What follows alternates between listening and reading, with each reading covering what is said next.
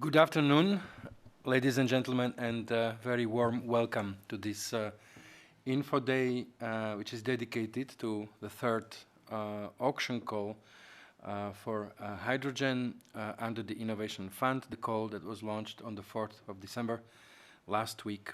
And we are very pleased to see that we have over 800 registered participants. We are really honored with your presence, and our objective for today is to give you as much information as possible to allow you to be well equipped to prepare your bids and proposals under this call. I'm Roman Dobrava. I'm the head of unit for the Innovation Fund at CINEA. And for today, we have prepared quite, I hope, an interesting agenda for you. We will soon hear from Stefanie Hiesinger, who is the responsible head of unit for the Innovation Fund, among other things, in DG CLIMA. Then we will walk through the objectives and the design of this call with Javier, and then we will walk you through the procedure itself. Then we will break for a short Q&A session, and afterwards we will plunge deeper into the criteria themselves, the evaluation award criteria, together with Lorena and Claudia from CINEA. And again, afterwards we will have another Q&A session, and we hope that around 5:30 we should be able to close the session. One short disclaimer for you. There is a lot of material that is being published. The presentations, the recordings, the tutorials, the information that was already published before. Just for you to be clear that in case there would be any potential discrepancies, it's always the call document and the official FAQ related to that take precedent over any other material, and of course any information is without prejudice to the result of the assessment of the projects. How do we communicate with you? Today we will use Slido, so please go to slido.com #InnovationFund25 Hydrogen, or please just scan the code that you see, the QR code that you see on the screen. This session, the presentations will be recorded, and the recordings will be made available on the website of CINEA later today after the session. The Q&A session will not be made public. We will do our best today to answer as many as possible questions that will be put in Slido. We have a team here in the room with us, with colleagues who will be answering online. We will pick some of the questions also live during the Q&A sessions. So we will do our best to answer as many questions as we can. Obviously, if we will receive many questions, it may take a bit of a time for these questions to appear on Slido, so please bear with us. We will do our best to be fast and efficient. This is a public event, and again, it will be recorded, so please, when posing your questions, make sure that you would not reveal any confidential information about your project, because we are live. And with this, I would pass immediately the floor to Stefanie, and thank you so much, Stefanie, for being here and for your introductory remarks on the policy context. Thank you, Roman. I'm also honored to be here, and it's now the third time that we launch an Innovation Fund hydrogen auction, so it's also our third info day on this tool. Yeah, it's always a pleasure to come to the info days and be able to clarify questions that you have that our call documents may not immediately respond to, but I can assure you that also all answers are found somewhere in our call documents or in the related Q&As, and can also be provided from the help desk. I will provide you first and foremost with some general remarks. Also, for those who are not very familiar with the Innovation Fund, give you a bit of an overview of what the Innovation Fund is.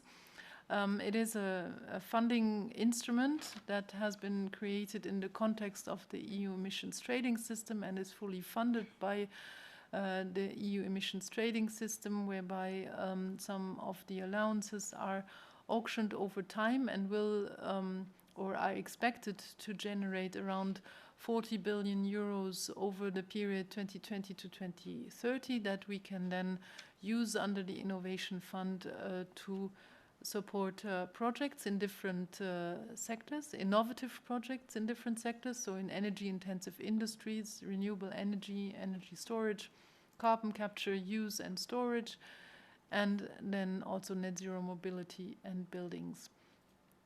We provide support through grants mainly, not only. We have also topped up the Invest in EU guarantee in some instances, but we mainly do grants that are either awarded through regular calls or the auctions, as is the case under the hydrogen auction. And we do all of that, of course, in line with our target to become climate neutral by 2050, so to avoid greenhouse gas emissions and boost the competitiveness of European industries. The Innovation Fund supports urgent policy priorities, and we have not listed all of them here, but the most important ones, I would say. And when we talk about the auction, of course, the European Hydrogen Bank is a policy priority that we very directly support with the auctions that we're talking about today. But then there are other policy priorities that we serve. The ones of the Clean Industrial Deal within industrial decarbonization projects on the one hand, but also very noticeable the Net Zero Industry Act and the Industrial Carbon Management Strategy, because you will see that one of the sectors that we, or not sectors, but pathways basically that we fund with significant amounts also from the Innovation Fund is carbon capture and storage. And when it comes to the Net Zero Industry Act, for example, we already have in our Innovation Fund portfolio now projects that will capture 23 million tons of CO2 over their lifetime, but not over their lifetime, on an annual basis. And then that represents already around 40% of the target enshrined in the Net Zero Industry Act of reaching 50 million tons of annual injection capacity of CO2 by 2030. So just to give you a concrete example how these policy priorities link to our project portfolio. We have by now quite some experience with Innovation Fund calls, I would claim. So we have already successfully closed 11 calls and awarded around 15.8 billion euros to the successful projects. That means that CINEA has been evaluating around 2,000 proposals that have been submitted in these calls, which is a gigantic number, I have to say. We have awarded 15.8 billion euros, but it's also part of reality that all our calls have been oversubscribed. I think on average 5 times, which is quite significant. And that means that we have also invented some features that are also relevant in this year's auction, which is called auction as a service or grants as a service, to find more budget to actually reward the very successful projects. And also related to our policy priorities, we award under the Innovation Fund the STEP seal. That seal is provided to all projects that pass the evaluation thresholds. So even those that we cannot fund directly from the calls budget can be visible on the STEP portal and then attract funding from other sources. So, of course, this year, 2025, we just last week launched 3 different calls. the hydrogen auction that we talk about in this info day session, with a budget of 1.3 billion euros, but also 2 other calls, which is the General Net Zero Technologies call with a budget of 2.9 billion euros, and a pilot auction for industrial heat decarbonization. There was already an info day session this morning, and that pilot auction has a budget of 1 billion euros. So in total, we just launched calls worth 5.2 billion euros. Looking at our portfolio under the Innovation Fund by now, and that includes the results of the IF24 calls. So that these are also 3 calls. It's the General Net Zero Technologies call, it's the Hydrogen Bank auction, the second one that we launched end 2024, and it is the dedicated call for EV battery cell manufacturing that we also ran under the IF24 call family, if I can say. So by now we have in the portfolio 276 projects, 197 ongoing and 79 under grant agreement preparation. Under grant agreement preparation, there are 61 projects from the IF24 call, and the remaining are mainly from the second round of the hydrogen auction and some others from the battery call, I assume. I already said something about the monetary value of this portfolio, and what is most noticeable from a policy perspective here as well is that we are now looking at projects in 28 countries. With the IF24, we could add Romania to the portfolio, which is very good news, I find. We are always striving for geographical balance here. We want to see projects across the entire EEA. And there are some differences between member states. That's why we also have specific support measures in place for countries with low effective participation, where technical assistance in particular is available. Well, in terms of the main technology pathway, we see a lot of continuity here when we look at it from one call to the next. So the main pathways deployed under the fund remain quite stable. There is industrial carbon management and hydrogen. Well, the 2 remain the most important pathways, I would say, in the entire portfolio. And that, in particular for hydrogen, reflects the fact that we have or had already 2 rounds, 2 successful rounds of RFNBO hydrogen auctions. But also for industrial carbon management, we notice quite a high success rate in the Net Zero Technologies call. Other important pathways are electrification and recycling reuse as a pathway to decarbonize. With regard to hydrogen, to make it more precise, we have now 75 projects and around 4 billion in grants provided to projects across sectors related with hydrogen. So that is the auction plus the support that we provide for hydrogen under the NZT call combined. Zooming in a bit on the European Hydrogen Bank, this gives you a bit of an overview. On the European Hydrogen Bank has 2 legs on which it stands, the domestic leg and the international leg. With the Innovation Fund auction, we only serve the domestic leg of the European Hydrogen Bank. With the fixed premium auctions that we are here organizing and discussing this afternoon. The auctions are quite important when it comes to improving transparency and coordination on this emerging market, because the 2 rounds that we have already successfully completed enable us to make stringent demand assessments to see a bit clearer on where the hydrogen flows are situated, which then feeds into the identification of infrastructure needs, and it also with the price-based model that this auction embodies gives us important information or an important overview on the hydrogen cost data in the EEA. The hydrogen auction is complemented by existing European funding instruments like the InvestEU program, the structural funds, and I mentioned it already before, also by the Innovation Fund grants under the NZT call. So there is some more support available for hydrogen-related projects there.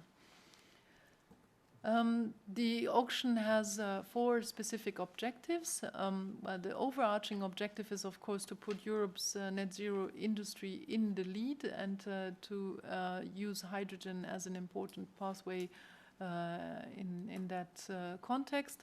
But the auction specifically aims at reducing the cost gap between renewable and fossil hydrogen in the EU.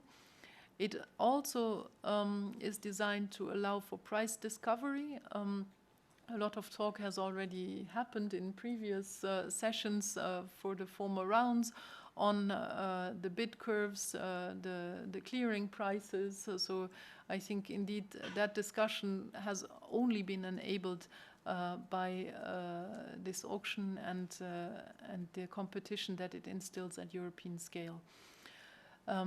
And thereby, of course, it leads to market formation. With the green premium that we provide under the hydrogen auction, we also contribute to de-risking the relevant projects, and an auction model per se also reduces the administrative burden compared to maybe the general calls for proposals. It's relatively light also because the price plays such a prominent role in the selection of the projects in the end. So the 2 rounds so far that I have been referring to, we had the first pilot auction in 2023 with a budget of 800 million euros. The auction good was RFNBO hydrogen, and there was only one topic in this pilot, which was a more general topic. Under that pilot, we received 132 proposals and awarded in the end 6 projects. That was followed by the second round, which had already, due to the success of the first round, a bigger budget of 1.2 billion euros. The auction good was also RFNBO hydrogen, but we had 2 topics, one general topic worth 1 billion euros and a topic for hydrogen production with off-takers in the maritime sector with a budget of 200 million for this window. For the second round, we received 61 proposals and pre-selected 15 projects, and 7 projects withdrew during grant agreement preparation. And that's why we then could call 10 additional projects from the reserve list. We invited them for grant agreement preparations, and the grant agreement they are not yet finalized, but the finalization or the signature is imminent, I understand. So now, after 2 successful rounds, we look at a third round with yet again a bit of an increased budget of 1.3 billion euros in total. Now not a single product, but 2 products, RFNBO and electrolytic low-carbon hydrogen, and 3 topics under the auction, one general RFNBO topic with a budget of 600 million euros, one general for RFNBO and electrolytic low-carbon hydrogen with a budget of 400 million euros, and then a third window similar to the one to the second one under the 2024 auction, which is covering both types of hydrogen, but then again limited to hydrogen production for maritime and aviation off-takers with a budget of 300 million euros. Yeah, let me maybe say something about the withdrawal of projects, because a lot has been said about it already, or even written in the press, mostly concluding that the auction is actually not functioning because projects withdrew from it after having been selected. Well, this is not our reading. I think on the one hand, there are mainly two reasons why projects withdrew. One is the lack of reliability of the off-takers, so that is related to the implementation of the RED III directive in the member states, and then also delays in development of energy infrastructure, which then both reasons somehow alter the business case for the projects selected, and that's why they withdrew before signing the grant agreement. And it's actually, not a failure, but it is showing that the auction design works as we had intended it, because if the business case of a project is altered to an important extent before grant agreement signature, we actually do not want to sign the grant agreement with those projects. And that is also emphasized even more by the fact that we ask projects at that moment to provide us with a completion guarantee. So that guarantees actually that the project will enter into operation, and if it doesn't, it entails a penalty. And so it makes some project developers think twice before they sign the grant agreement. So it supports, I should say, the seriousness of the projects that we actually take into our portfolio. And in particular, it's also not a failure because the budget that that we have is not lost when the project withdrew, and I have been pointing to that. We do have a reserve list on which we then can draw, so we invited 10 more projects under the IF24 auction, and so in that sense we can ensure that the most mature projects, also from a business case perspective, then move forward, and we continue to pursue our aim that we want to support hydrogen production. So the actual production of that product is quite important, and that we can ensure in also when projects withdraw before grant agreement preparation, or it even ensures it that we have another opportunity to only take on those who can actually then deliver.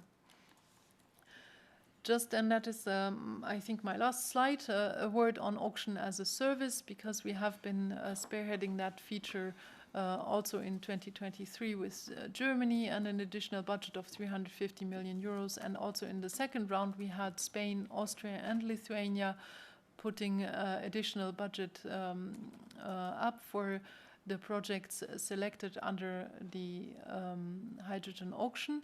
This year, we're very happy to again have member states participating in the auction as a service feature. Germany will add a budget of 1.3 billion euros under topic 1, and Spain will add 450 million euros under topic 1 and topic 3. Here, the auction as a service feature is together also with the grants as a service feature that we have under the general call, as I said before, really important for us to increase the firepower of our instruments, so that we can award most of the really deserving projects that come forward under our calls, and additional budgets from the member states ensure that we can support a bigger number of projects. And it is, of course, from the side of the member states, there's a little sweetener here, which is on the one hand the streamlined state aid notification process, because all of the state aid questions are cleared the moment that our lists are being published and our evaluation is finished. So there's no need for additional state aid clearance. And then, of course, it is also avoiding that at national level new support schemes have to be designed and operated, because we just use the one that we are running here. And we are very happy to put this at the service of the member states. With that, I hand over to my colleague Javier, who is, to be quite frank, at the side of DG CLIMA, the mastermind here for this IF25 auction. So I hope that you will get an answer to all of your questions, and if not via the presentation that Javier is giving now, then at least in the Q&A session. Thank you. Thank you very much, Stephanie. And good morning, everyone. Good afternoon, everyone. Now we'll give you a bit of the detail about the objectives of this auction and also the detailed design of the aspects that change, particularly compared with previous auctions. So, as Stephanie was presenting now, the auction of this year, the one that we are opening now in 2025, has a budget of 1.3 billion. This time we have divided it in 3 topics. 600 in the first one, targeted only for renewable hydrogen, RFNBO hydrogen, with the characteristic that off-takers are not restricted in any manner. Topic 2, in this case, has a budget of 400 million in budget.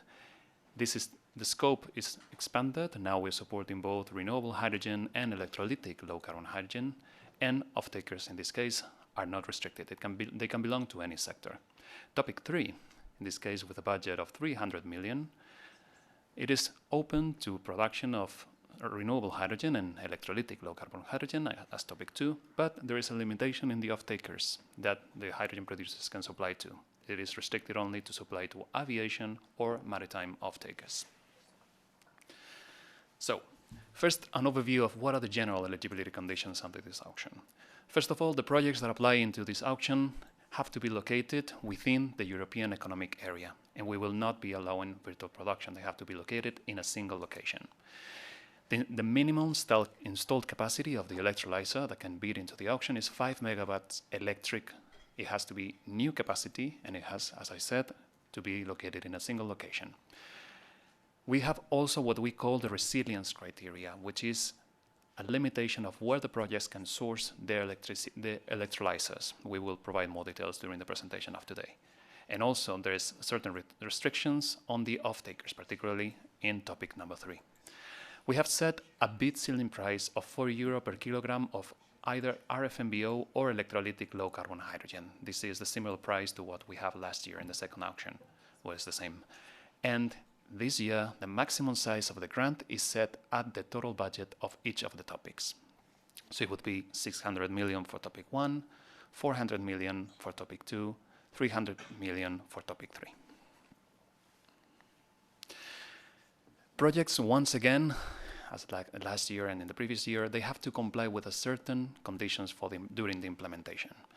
Projects need to reach financial close after 2.5 years of signing the grant agreement with us and reach entry into operation within 5 years of signing the grant agreement. All these 2 milestones are linked to a completion guarantee that projects are mandated to provide to CINEA 2 months after being selected. And this completion guarantee is for an amount of 8% of the total grant they are bidding with. Once the operation starts, payments are only received upon presentation of certified and verified production of the hydrogen, either RFNBO or low-carbon hydrogen, and the support is provided for a maximum of 10 years. There are also other elements of during implementation that projects have to comply with. My colleagues in CINEA will provide you all the details, but there are some limitations to what the project can produce during implementation. We will not be supporting on an annual basis more than 140% production compared with what was set at the application, and the project cannot fall below 30% of the volumes they claimed at the application stage for more than 3 years in a row. Otherwise, the project may be terminated. Then there are certain elements that the project claims at the application that will be monitored during implementation. For example, if a project applies to topic 3, it will be monitored by CINEA that they are supplying their hydrogen indeed to the sectors either aviation or maritime. Projects will be also monitored on resilience criteria, so that it will be monitored where the electrolyzer is sourced from. And also at the end of the implementation, the project will have to demonstrate that the total volumes of hydrogen comply with the 70% GHG savings emission reduction required. Also, to keep in mind for the applicants, accumulation rules still apply. There are certain limitations to the other funding that the project can receive, both from EU funding and state aid. We will provide more details afterwards. So now I want to give you an overview of what's new in this auction. The first and most obvious aspect that is new in this call is the expansion of the scope. we are not only supporting renewable hydrogen, but we have two topics in which electrolytic low-carbon hydrogen is also eligible within scope. Why we're doing this? Well, no, we're doing this because now we have a delegated act under the Natural Gas and Hydrogen Directive that sets clear rules for the certification of low-carbon hydrogen. In the case of our auction, we have limited to electrolytic low-carbon hydrogen, since this product is the one that fits within the already existing design of the auction within the European Hydrogen Bank.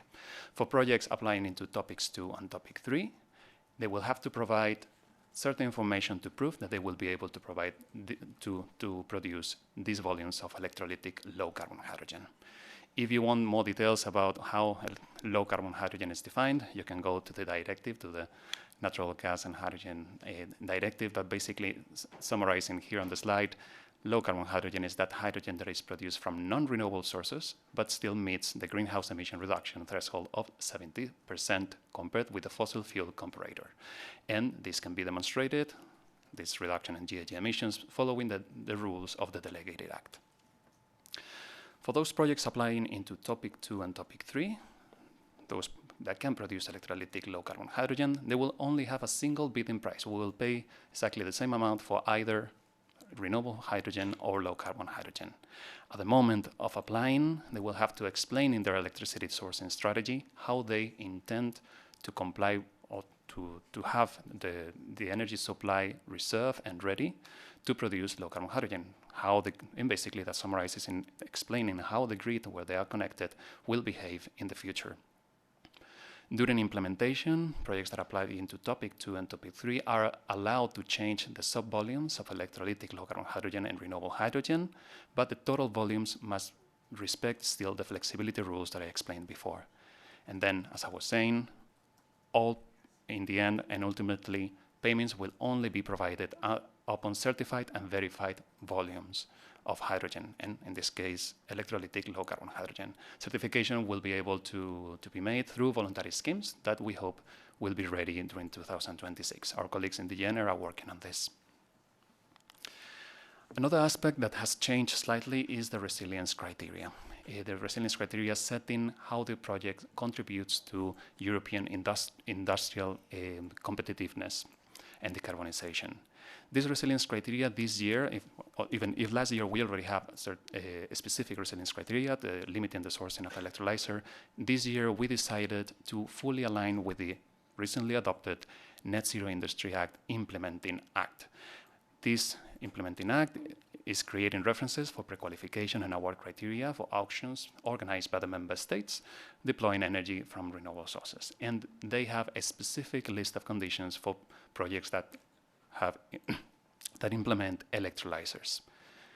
In particular, the requirements are like the ones that we have implemented this year in the auction. As you can see on screen, the limitation is that for 75% of the electrolyzers that is installed by the projects, they cannot be sourced from China. Within that 75%, stacks can never be sourced from China.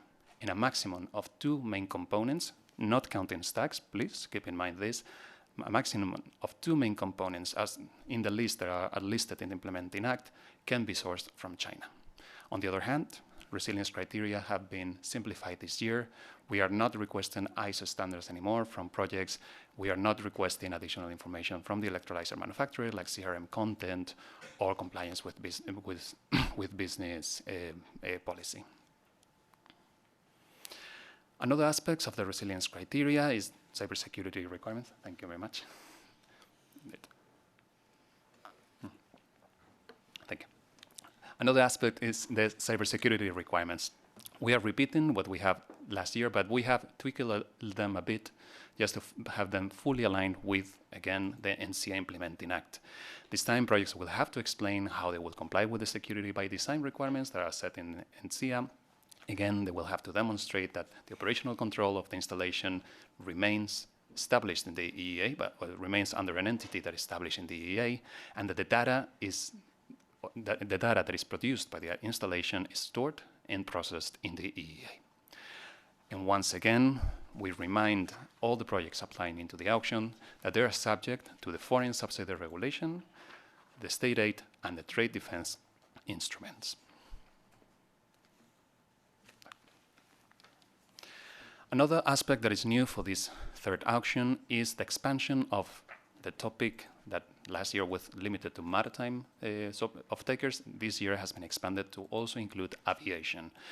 This is fully aligned with the announcement that was recently made in November under the Sustainable Transport Investment Plan, where we already in the Commission announced that there would be this topic with a 300 million budget directed to supply hydrogen producers supplying to the maritime and aviation sectors. That translates that into that projects applying into topic number 3 will have to supply at least 60% of the total volumes that they are producing, both including RFNBO and electrolytic low carbon hydrogen, to off-takers belonging either to the maritime or the aviation. So please keep that in mind, that 60% is either maritime or aviation. Still, projects will have to present head of terms with off-takers demonstrating that actually they are able to commit those volumes to those sectors, and those head of terms will have to provide certain list of information that you can find in the call text, and a self-declaration of the off-taker confirming that they belong either to the aviation or the maritime sector. The fact that the project is supplying to one of these two sectors will be monitored during all the implementation by our colleagues in CINEA. Another aspect that is relatively new in the auction is that we have strengthened the financial maturity requirements. As Stephanie was presenting in the policy overview and general design of the auction, in the second auction we had several projects that decided not to continue with the signature of the grant agreement.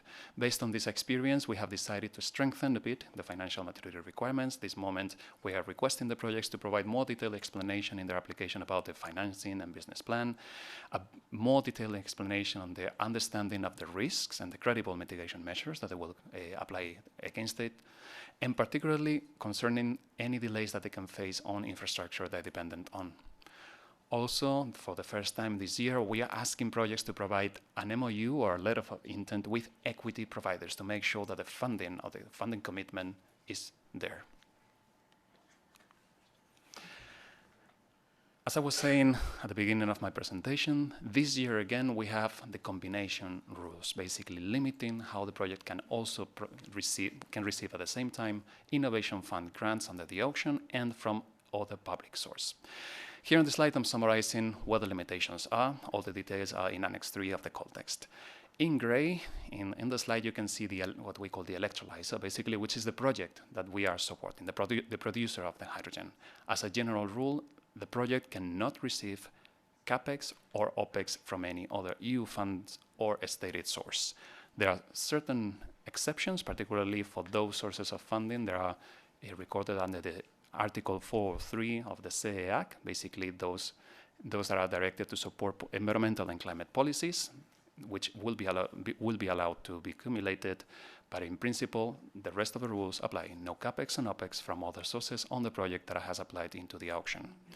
For the renewable energy sourcing that the project is taking the energy from, the rules that we will apply are the same that are already in the Delegated Act for RFNBO fuels. Basically, all the renewable energy that supplies into the project will have to comply with the additionality criteria after 2028, which in itself is limiting the amount of aid that renewable energy installation can provide, can receive. On the first box in the slide, you can see the electrolyzer manufacturer, on which we have no limitation. The manufacturer of the electrolyzer can receive any type of state aid or EU funding. We will not be checking that. And on the right of the slide is the limitations on the direct consumer. And it's here where we have some novelties this year.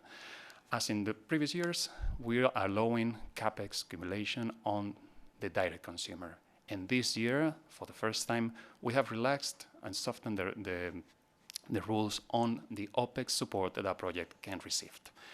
Basically, we are now establishing that the direct consumer of the hydrogen that is produced by the project that is supported by the Innovation Fund may receive EU funding for operational costs as long as they respect the rules prohibiting double funding on the same costs.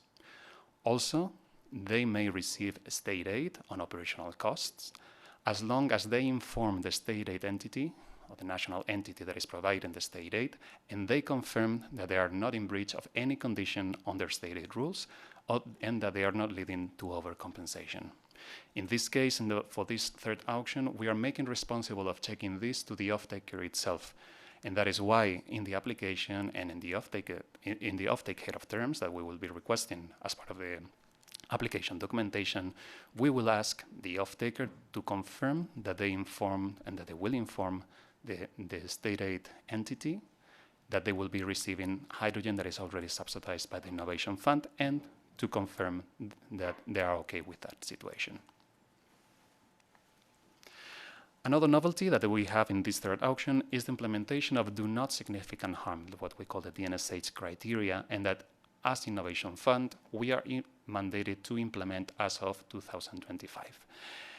After this year, and all the projects that are awarded after 2025, they will have to comply with the technical screening criteria and explain how they will tackle the environmental objectives of the climate delegated regulation and the EU taxonomy regulation. These are the 6 environmental objectives you can see on the right of the slide. And basically for the projects applying into the auction, it will translate in how for hydrogen manufacturing they comply with the specific technical screening criteria that are listed. At the moment of application, they will have to provide a description of the DNSH compliance plan, so what they plan to do to comply with the DNSH criteria. And at the end of the implementation, should they be selected, they will have to provide a DNSH compliance report explaining how they did comply with all the criteria. More detailed explanation will be provided during the rest of the presentation about what these DNSH criteria imply for this auction. And finally, one more year, we have the auction as a service feature active. As for those that are not familiarized with this is a feature that we make available for the member states so they can allocate national funding to be awarded through our auction. Basically, all those projects that apply first to the Innovation Fund auction, that are evaluated and positively evaluated, but that cannot be selected by the Innovation Fund for limited budget, because we have a limited budget, they can choose to be transferred to a member state that is participating in auctions as a service, that has made available a certain amount of budget, and be awarded by the member state. So basically this has some advantages for the member states. They have a facilitation of the state aid approval process, and also reduces, of course, administrative burden for them and for the applicants who only have a single window for application. This year, we have 2 member states that are participating in auctions as a service. The first one is Germany, who is providing 1.3 billion for projects that are applying to topic number 1, the one that is directed for the production of renewable hydrogen. All the details on information of the specific conditions that Germany is providing on their funding can be found in the website of the BMWE, but in principle and very summarized for your consideration, the support of Germany is directed to projects that are connected to the Danish backbone hydrogen pipeline connecting Denmark and Germany. But more details on the restrictions can be found in the website. In the case of Spain, Spain is providing 415 million this year. They will be divided between topic 1 and topic 3. And all the details about their conditions can be found in the IDAE's website. The most important one is that projects applying or interested in participating in auctions as a service, when they are once transferred to Spain, they will have 3 weeks after the results provided by CINEA to present the completion guarantee. So the process, the time for the completion guarantee will be much shorter for the Spanish projects transferred to the auctions as a service in Spain. So in case of being interested, be ready for that shorter period. The way that it works, at least from our side, from the Innovation Fund, is that in your application, you will need to fill in a self-declaration in Form B, just a checkbox, in which you will self-declare that you're interested indeed in being transferred or participating in auctions as a service, should you be eligible. After the evaluation has happened, and in case you fall within the reserve list of the Innovation Fund, not being selected directly, you will be asked if you want to be transferred to one of the member states where you can be eligible.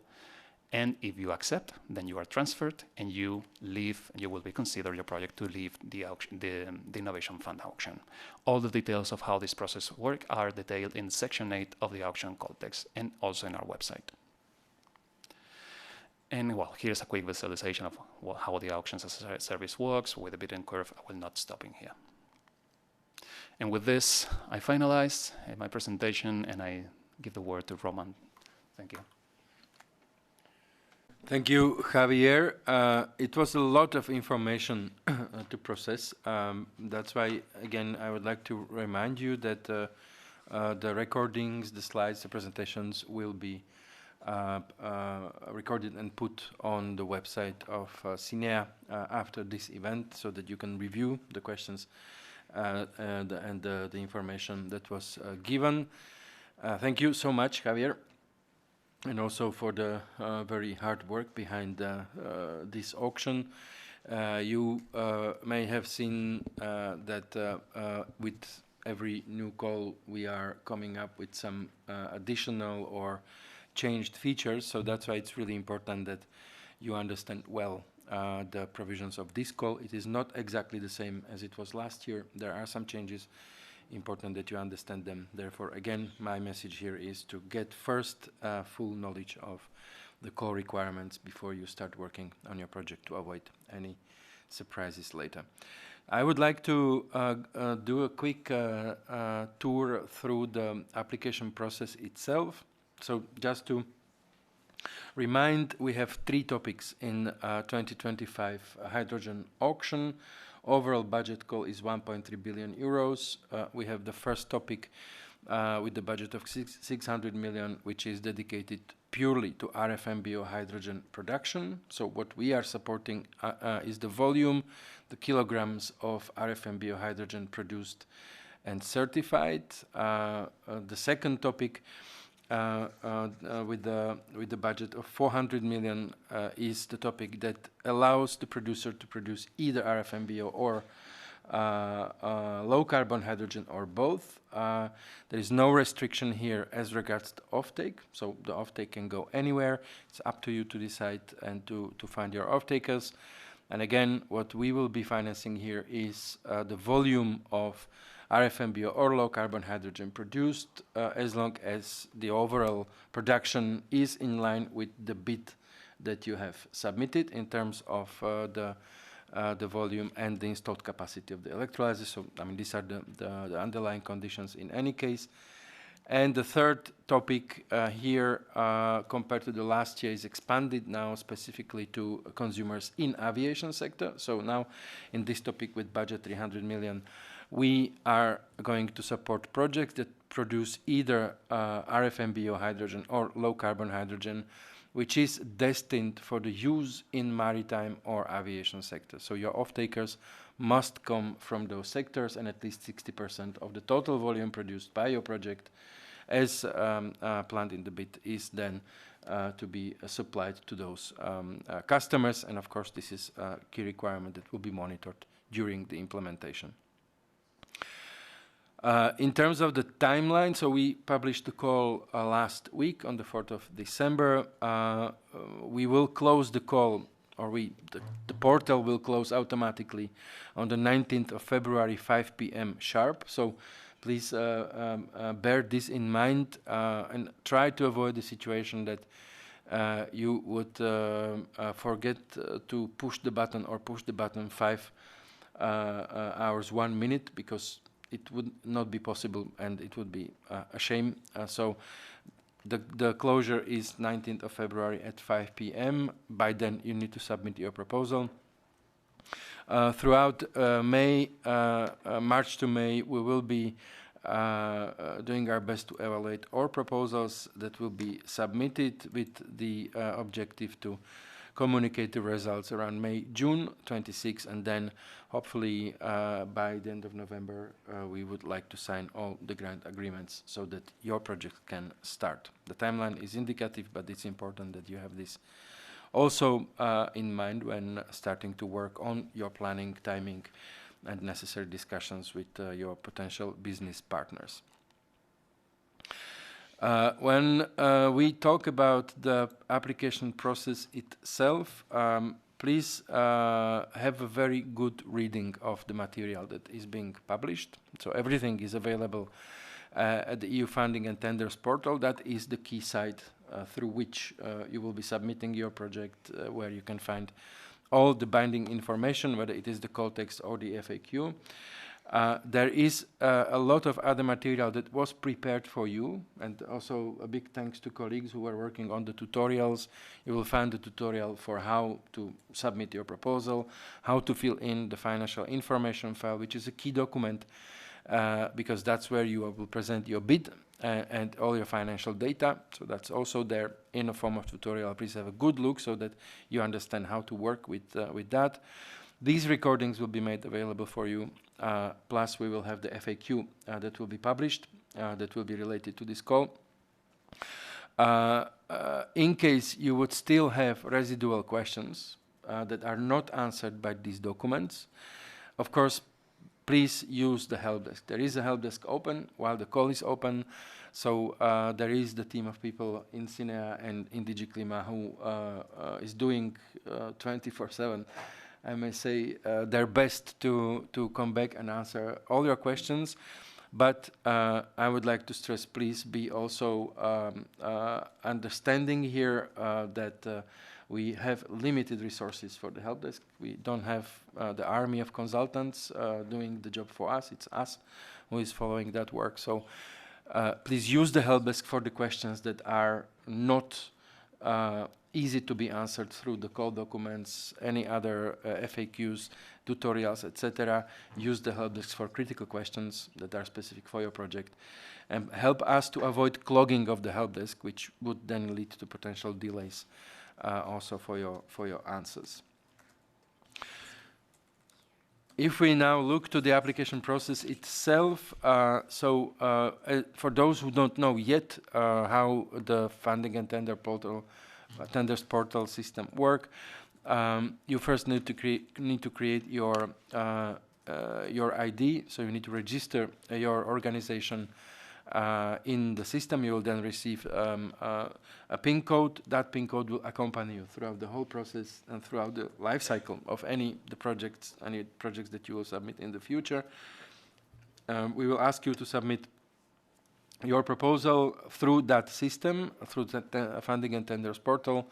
The application consists of Part A, which is administrative form, Part B, which is the technical description of your proposal, Part C is the project KPIs, and then a number of mandatory documents. And as I said before, in case you would still have residual questions that are not answered by other means, please use the help desk that is already opened. Now, if we look to the other requirements related to the application process itself, I already mentioned the composition of your application itself. So Part A, which is administrative information, Part B, which is technical description. It's essentially what is the application form. It will be then, once the project is selected, turned into annex to the grant agreement. We have Part C, which is the KPI for collecting the key information, technical data of the project. And then we have all the mandatory annexes and supporting documents that you see on the right-hand side. What is important to stress is please do spend enough time reading through the requirements. The call and its annexes already contains a lot of information that will navigate you through what is necessary in order to fill in those documents with adequate level of information. It is important that you really do understand those requirements. We will get back to these requirements also with colleagues who will go through the award criteria, because they are linked, obviously. We are not asking the documents just for sake of asking. They are important evidence for the evaluation and then later for implementation of your project. And colleagues will go in detail there, so I don't think I need to repeat that. In case there are templates, the templates are there because they are prescribed and applicants are not allowed to modify them. Please have this in mind. It is very bad situation if you have a good proposal, but by non-intentionally or by any other way, the templates are modified, then such proposals cannot be accepted as admissible. And unfortunately, the project cannot go ahead. It will be rejected. So please take this also seriously. It is because we have very strict provisions for equal treatment of all the proposals. So if there is a template, please do not modify it. So these are again the required documents. Claudia and Lorena will walk you through all of those. They are listed in the call, and they are necessary. So all of them need to be submitted with your proposal. They need to be duly filled in according to the guidance that you also see in the annex to the call. Please put sufficient attention to those documents. The first step in the process is always the admissibility check. So that's where we will assess whether your application is complete. The proposal must be submitted before the call deadline. That's, I think, clear. It must be submitted electronically through the Funding and Tenders portal. It must be complete. That means that all parts of the application must be there. So Part A, Part B, Part C, mandatory annexes. All of that needs to be duly filled. And of course, as always, your proposal must be readable, accessible, and printable because it will be evaluated by experts. So they must have the chance to understand what you mean in your proposal. In terms of eligibility, Javier already mentioned the base eligibility requirements. Here you have them listed again. The eligible activities, in essence, we are talking about production of hydrogen and dependent on the topic. So if you apply in topic 1, it can only be RFMBO hydrogen production. If you apply in topic 2 or 3, then it can be either low carbon or RFMBO hydrogen production. We address production. So at the end of the day, this is an auction call which is production-based or output-based. The grants are to be distributed strictly against verified and certified volumes that you will be reporting after your entry into operation. So that also you need to clearly understand so that there are no misunderstandings. We are not providing any pre-financing or payments at financial close or at entry into operation. The first payments will be distributed after you start producing the low carbon product. The duration, Javier already mentioned that. We do expect mature projects here because we are talking about production of hydrogen, which is not so innovative by itself. Nevertheless, it's challenging, and we do understand that. But since we are sort of loosening the requirements for the evaluation, so we are reducing also the administrative burden, there are requirements that need to be fulfilled by you, which is that the financial close must be met at the latest 2.5 years after signature, and your project have to enter into operation at the latest in 5 years after signature of the grant agreement. Then the projects are normally expected to be operational during 10 years unless you are able to reach the expected volume of your hydrogen earlier, in which case the grant agreement can be terminated sooner with the full payment.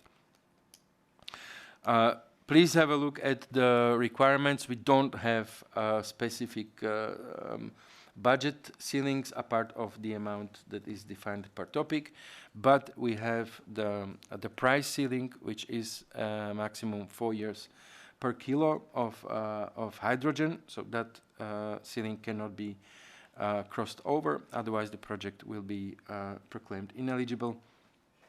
And for the application, very important, you need to submit the guarantee letter of intent from financial institution as defined in the call text that will make a reference to the completion guarantee that it will be required for those projects that will pass the evaluation and will be selected for funding during the grant agreement preparation. So for the application, you need the completion guarantee letter of intent from financial institution. If we go to the application process here in more detail, I already mentioned we are working in auction design. Projects are ranked and selected purely on their price. So the lower the price, the higher the ranking.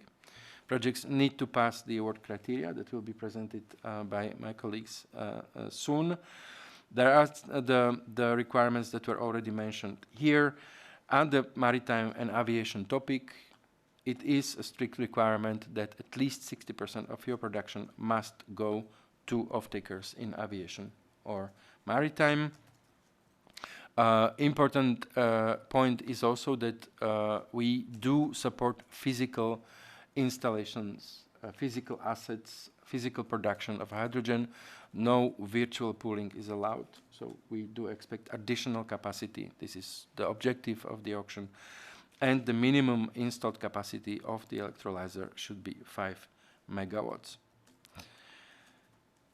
Then some further requirements that are there. Obviously, the projects are expected to fulfill the regulatory requirements as part of the EU acquis. This is the basis for all calls. At least 75% of the electrolyzers included in the project that asks for support must come from other countries than China.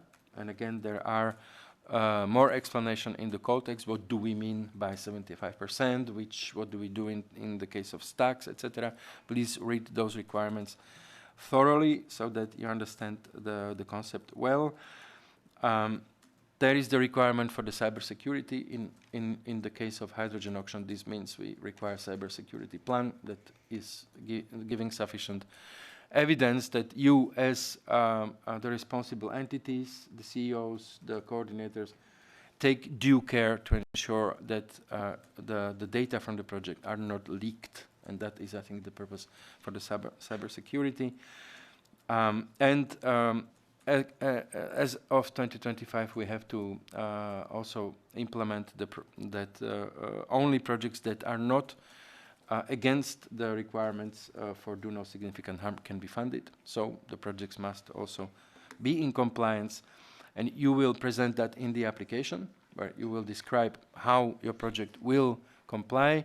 And then we will look at that as part of the, I think, technical maturity assessment. And then at the end of the project, you will be asked to provide a dedicated report showcasing how the project has complied with do no significant harm during the full project lifetime. I already mentioned the requirements, and Javier also mentioned it for aviation and maritime, so I'm not sure we need to repeat that. You also have a definition who is and who is not an off-taker, and that is, I think, important to understand well. We are not, we will not accept as off-takers the traders, for instance, and that's for the obvious reason that we want to ensure that the supported product will have an impact, okay, and that will not be, traded and appear somewhere else. So that's why. So please have a good look into those provisions as well. As in any other call, we will look throughout the evaluation to the financial maturity of the project. Claudia will explain more, but there will be also a second check for those projects that will be invited for the grant agreement preparation. That's what we call financial capacity assessment. It is important that you are already aware at this point. We are only allowed to sign grant agreements that stems from the financial regulation with those entities that have sufficient financial resources to implement the action. So in case we would have entities that are weak financially, we have to take mitigating measures. Be aware of that. Operational capacity is another requirement where we will be essentially checking whether the companies behind the project do have the necessary technical skills and capacity to implement the action. This will be part of the quality award criterion. And as applicant, you must not be in any of the exclusion situations as described in the call text. So please have a look. We will also be forced to reject proposals where we find out that there are any misinterpretation, or if you as an applicant or your linked entities are in conflict of interest. So again, that is described in the call document, but it's important to have this in mind. Some recommendations also coming from the previous rounds of the auction calls. The worst situation, I think, for everyone for the applicants, but also for us, is when we close the call and then we start to analyze and we see that there were a number of proposals that were submitted late. Unfortunately, in that case, we cannot do anything. We cannot accept these projects. They need to be rejected. So please be sure and make sure that your proposals are well prepared, that they are complete, that are submitted on time before the closure of the call. Do read the documents thoroughly. Make sure that you understand the requirements so that you avoid any misunderstandings or bad surprises later on. It is a call that is demanding. On the other hand, it is a call whereby we have already reduced a lot of checks and controls. Essentially, that's why we have the completion guarantee introduced. But it's important that you have a good understanding of what this call can support, what are the conditions. Make sure that you apply for the right topic. It may sound trivial, but please make sure that you really do so, because they are different, and we explained that already. If we have templates as part of the applications, as I mentioned before, do not modify them. Okay, we cannot accept modified templates. In that case, the projects must be rejected as inadmissible. This is simply where we have no space to maneuver. Make sure that your project addresses the eligible activity and the size of your electrolyzer, so minimum 5 megawatts electric, and make sure that the price with which you will bid will not go over €4 per kilo of hydrogen produced. We have some examples from the previous auction rounds where, unfortunately, the projects were not admitted to the evaluation, and they were rejected as inadmissible or ineligible. That's why I was stressing so much that all the accompanying documents must be there. They are a mandatory part of your proposal.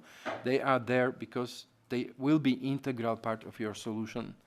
So please make sure that they are there. If there are projects without electricity sourcing strategy, or there is no evidence about initiated process with your permitting authorities, or no letter of intent from financial institution.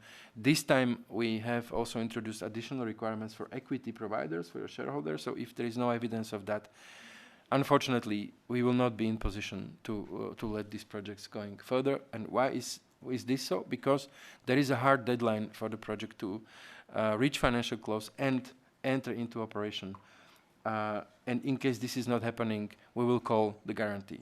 So again, having all these documents in the proposal will protect you for adverse situations in the future. So please have this in mind and put sufficient preparation into the quality of your bid, of your proposal. Make sure it is full and complete. Now, looking at the I already mentioned that. Looking at the procedure, for those who don't know, traditionally, we will first, after closing the call, we will do the admissibility and eligibility assessment. So that's why we check whether the documents are complete, whether you fulfill the eligibility. Then those projects that go through that step successfully will be evaluated against the award criteria that will be presented a bit later. And then the proposals are ranked purely on price. So those projects that pass the evaluation will be ranked purely on the price with which you bid. This also ensures equal treatment and fair treatment, whether you represent small project, large project, anywhere in Europe. Price is the only ranking criterion. And when it comes to the evaluation itself, so first, what we will do, and this is again explained in the call text, we will pre-rank the proposals based on your bidding price, those projects that will fit within the budget for the auction, so particular topics, depending on which topic you apply, plus the projects that would fit the budget for the auction as a service, plus the projects that would fit any reserve list that we may need to create, dependent on the submissions. All those projects will be then assessed against the award criteria. The other projects will be rejected. And from those that are evaluated, those that pass the award criteria will be finally ranked against their bidding price. So I hope this is clear.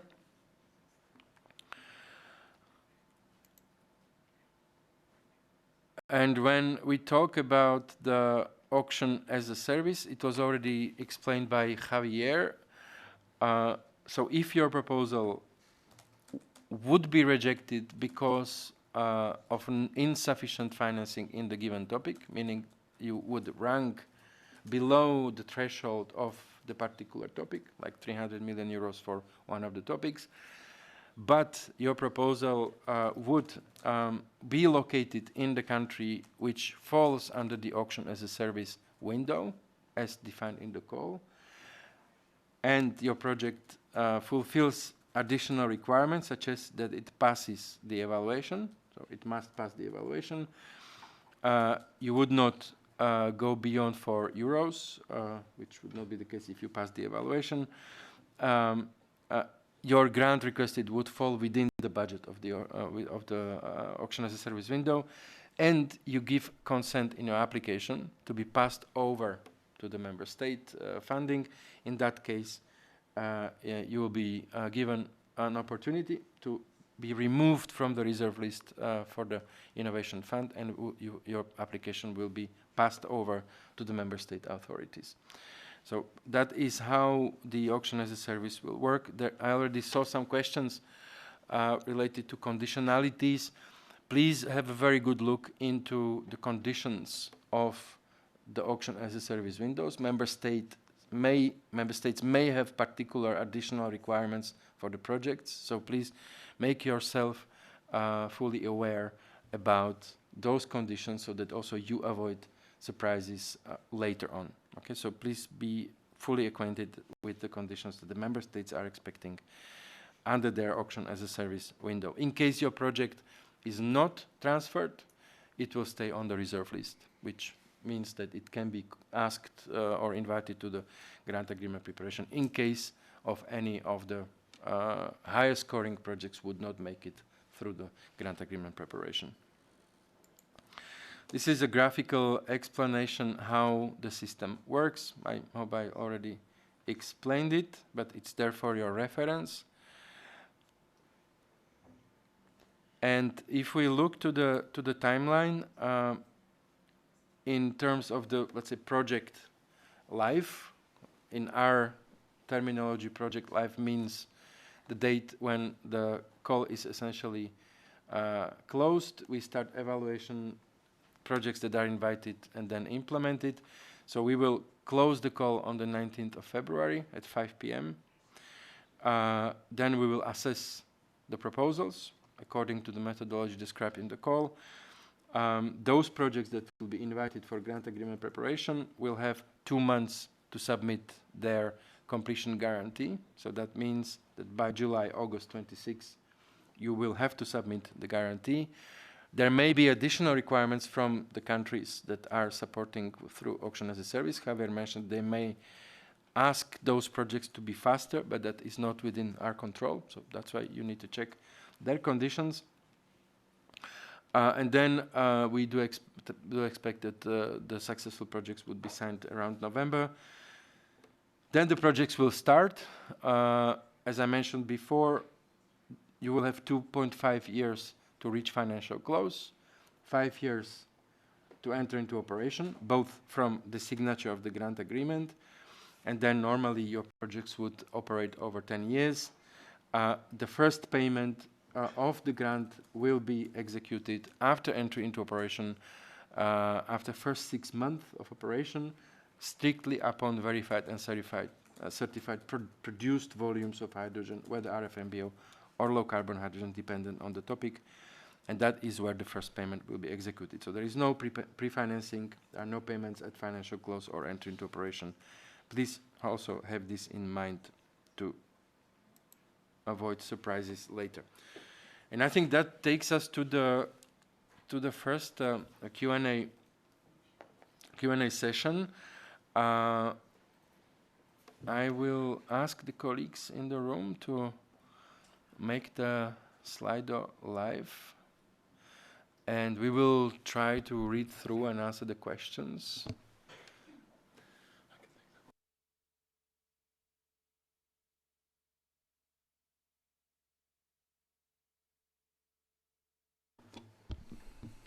Okay, so I can take the first question, which is referring to those projects that are located in grids that have a share of renewable energy that is above 90%. So under the RFNBO, the Delegated Act, and these type of grids can consider the energy taken from them as fully renewable. So how do projects in these situations should approach the application? So projects have to do two things. First, they have, there's a section in Annex 2 of the call text in which they have to explain their renewable energy sourcing strategy, in this case for the production of RFNBO. In that strategy, they have to explain how they will comply with the conditions of temporal and geographical correlation and additionality. In the case of these projects that are located in grids that are expected to be fully renewable, they still have to address these 3 points, but explaining why and based on what information they expect that the energy in their grid will be fully renewable, and therefore explain that they will expect to comply with these 3 conditions just because they are located in a grid that complies with the energy that will be considered fully renewable. This information, of course, should be justified based on national authorities' information on the operator of the grid, projections, and so on. But on top of that, those projects, they still have to present another piece of information of the energy sourcing strategy, which is the head of terms with a provider of the energy sourcing strategy, so of the energy sourcing of the renewable energy. This is a requirement, even if then it's not used during the implementation of the project, but at the moment of the application, we still need to assess that the project has taken the steps, the necessary pre-contractual steps to secure the energy supply, even if the projection is that the grid will be renewable in the future. At this moment of the application, they still have to present pre-contractual agreements with energy suppliers. So that is a way that it should be approached. Thank you, Javier.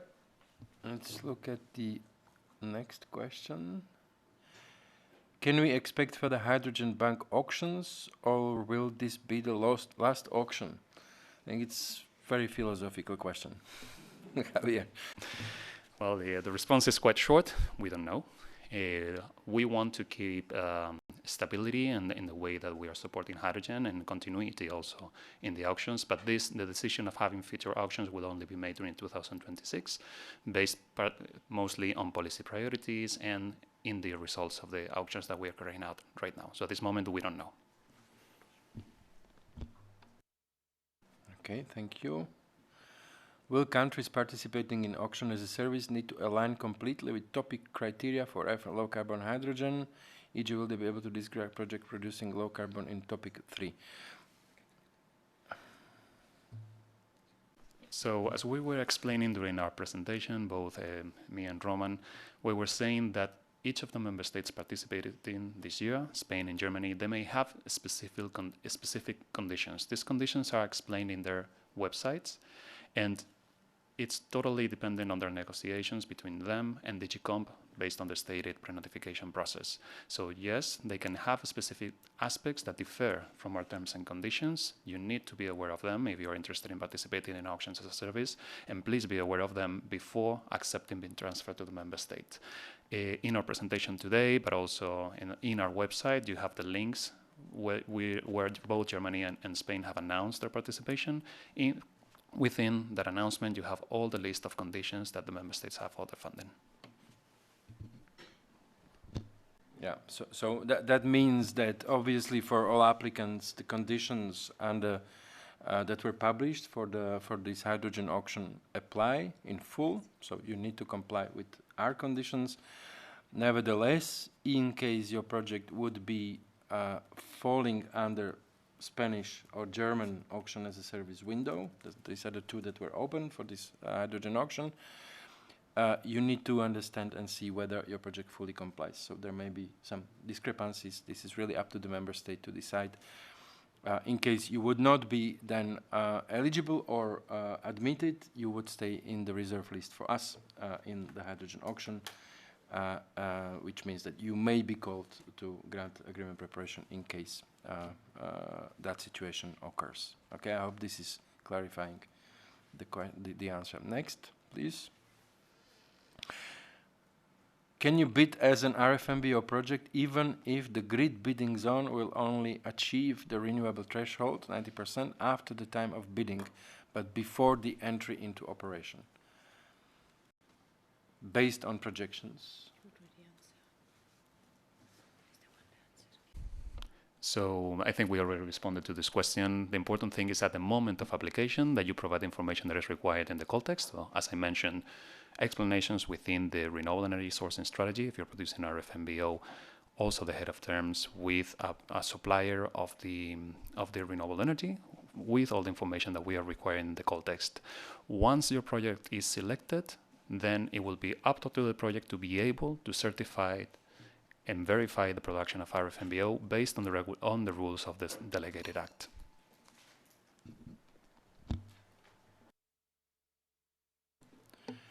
Which e-fuels are included in the maritime sector? And the third topic, and are the capex and opex costs for producing these molecules covered?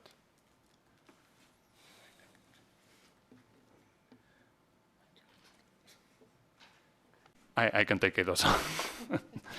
So under topic number 3, there's no limitation on the e-fuel. So basically, the rule is under this auction, the only product that is targeted as part of the bid is renewable hydrogen, RFMBO hydrogen, or electrolytic low carbon hydrogen.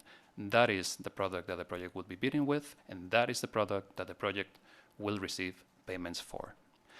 But in the case of projects applying into topic 3, we understand that most of these projects will be integrated. That means that the project that is applying the production of the hydrogen will be the same legal entity as many of the off-takers. Maybe this is ammonia production facility, and the ammonia section of it will be considered an integrated part of the project. Then the off-taker will be the ammonia, the purchase of the ammonia. In this case, there is no limitation of the type of derivative product. There is no limitation on the type of e-fuels or derivative of hydrogen that can be supplied to either the maritime or the aviation sector, as long as at least 60% of the volumes of hydrogen are supplied to one of these two sectors. In order to make these volumes, in order to assess how much of these volumes are translated into e-fuels volumes, we are also requesting conversions factors as part of this information, as part of the off-taker information indeed. And the second part of the question is a more generic question, I would say, that's not applied only to topic number 3, is what can you price in your bid? You can price whatever you deem necessary. The bidding strategy of the project is totally up to the applicant. You can insert capex, opex, or other type of costs within your bid strategy. As you will have to provide explanations as part of the applications, as part of the fifth information, but we have no limitation of what can be included as part of the bid price itself.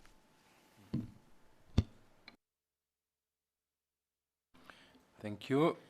Could you please confirm whether the completion guarantee may be a value higher than the required 8%, or whether the guarantee must strictly correspond to 8% of the eligible investment? I must say neither of the two. The value of a completion guarantee is strictly 8% of the requested grant.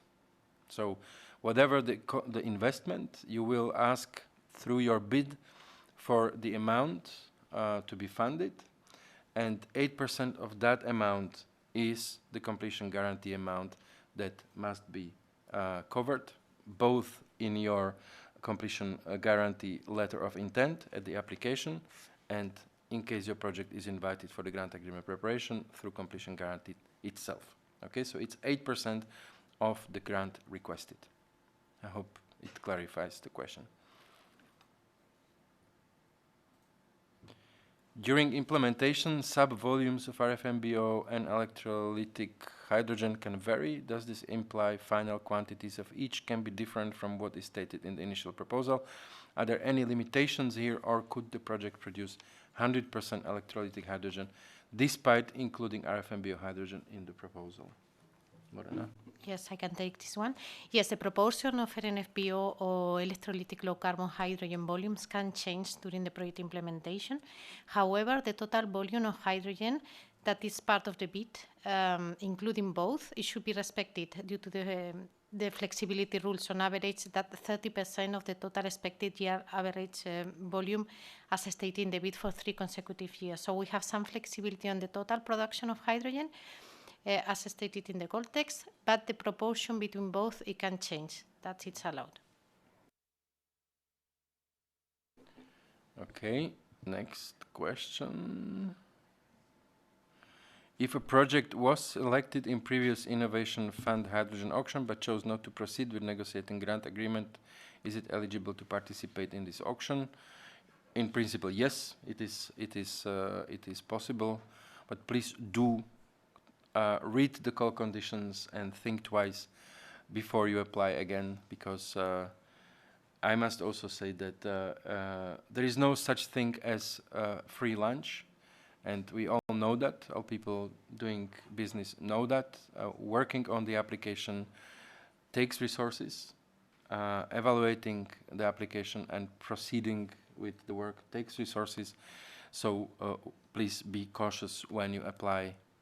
Only apply in case you are decided that indeed this is what your company intends to do seriously. Next slide, please. Next question.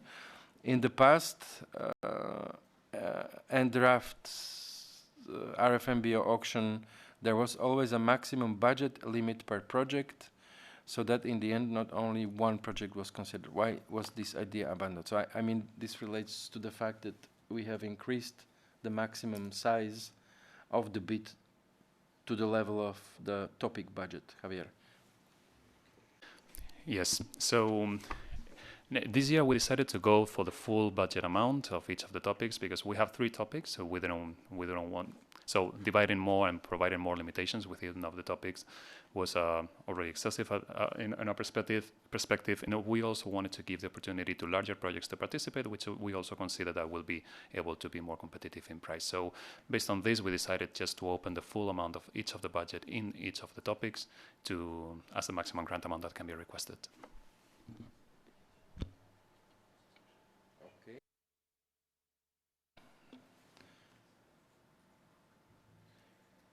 Can a project planning to produce 100% RFMBO hydrogen apply in topic 2? How to decide to apply in topic 1 or 2?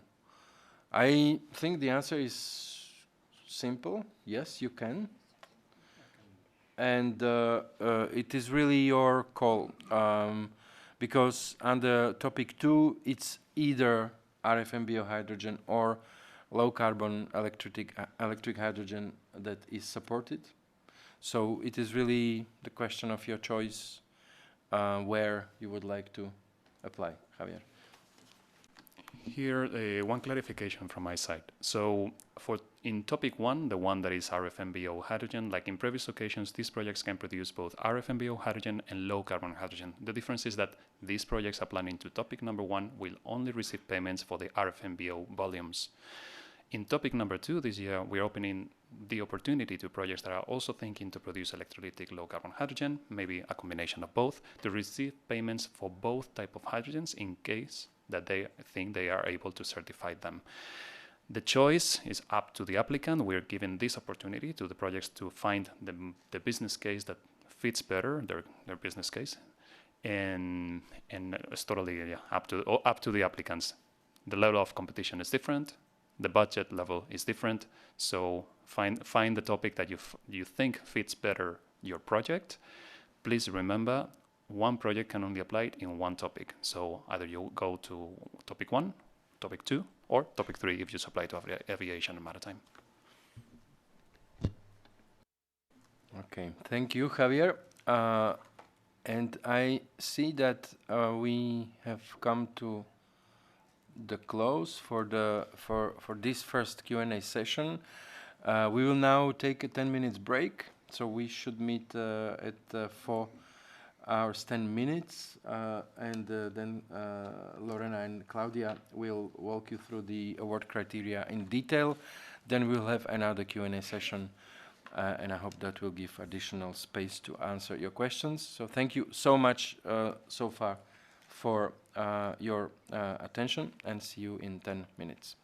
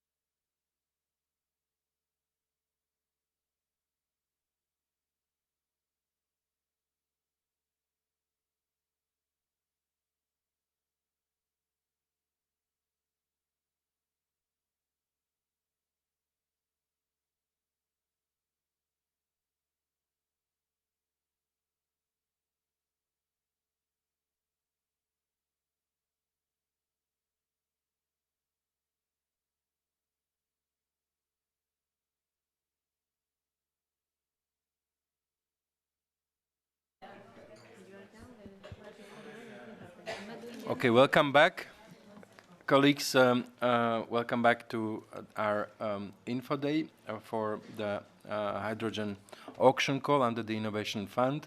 In the first part, we already went through, let's say, the critical parts of the call itself, of the requirements, the design, the requirements. Now we will go deeper into the award criteria and how your proposals will be assessed. And I pass the floor to Lorena Iglesias and Claudia Javorenciuk, from both colleagues from CINEA. Over to you, ladies. Thank you, Roman. So we are going to walk you through the award criteria. So as mentioned before, the proposals will be assessed based on those in two criteria, relevance and quality. The assessment will be done pass or fail, so the proposals will not be a score, just passing if they fulfill all the criteria, all the sub-criteria, the conditions of the criteria, or fail if they don't.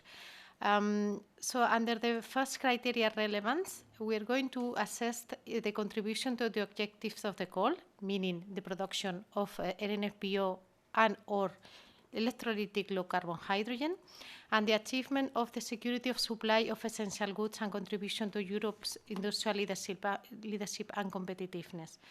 These two sub-criteria are evaluated under the relevance criteria.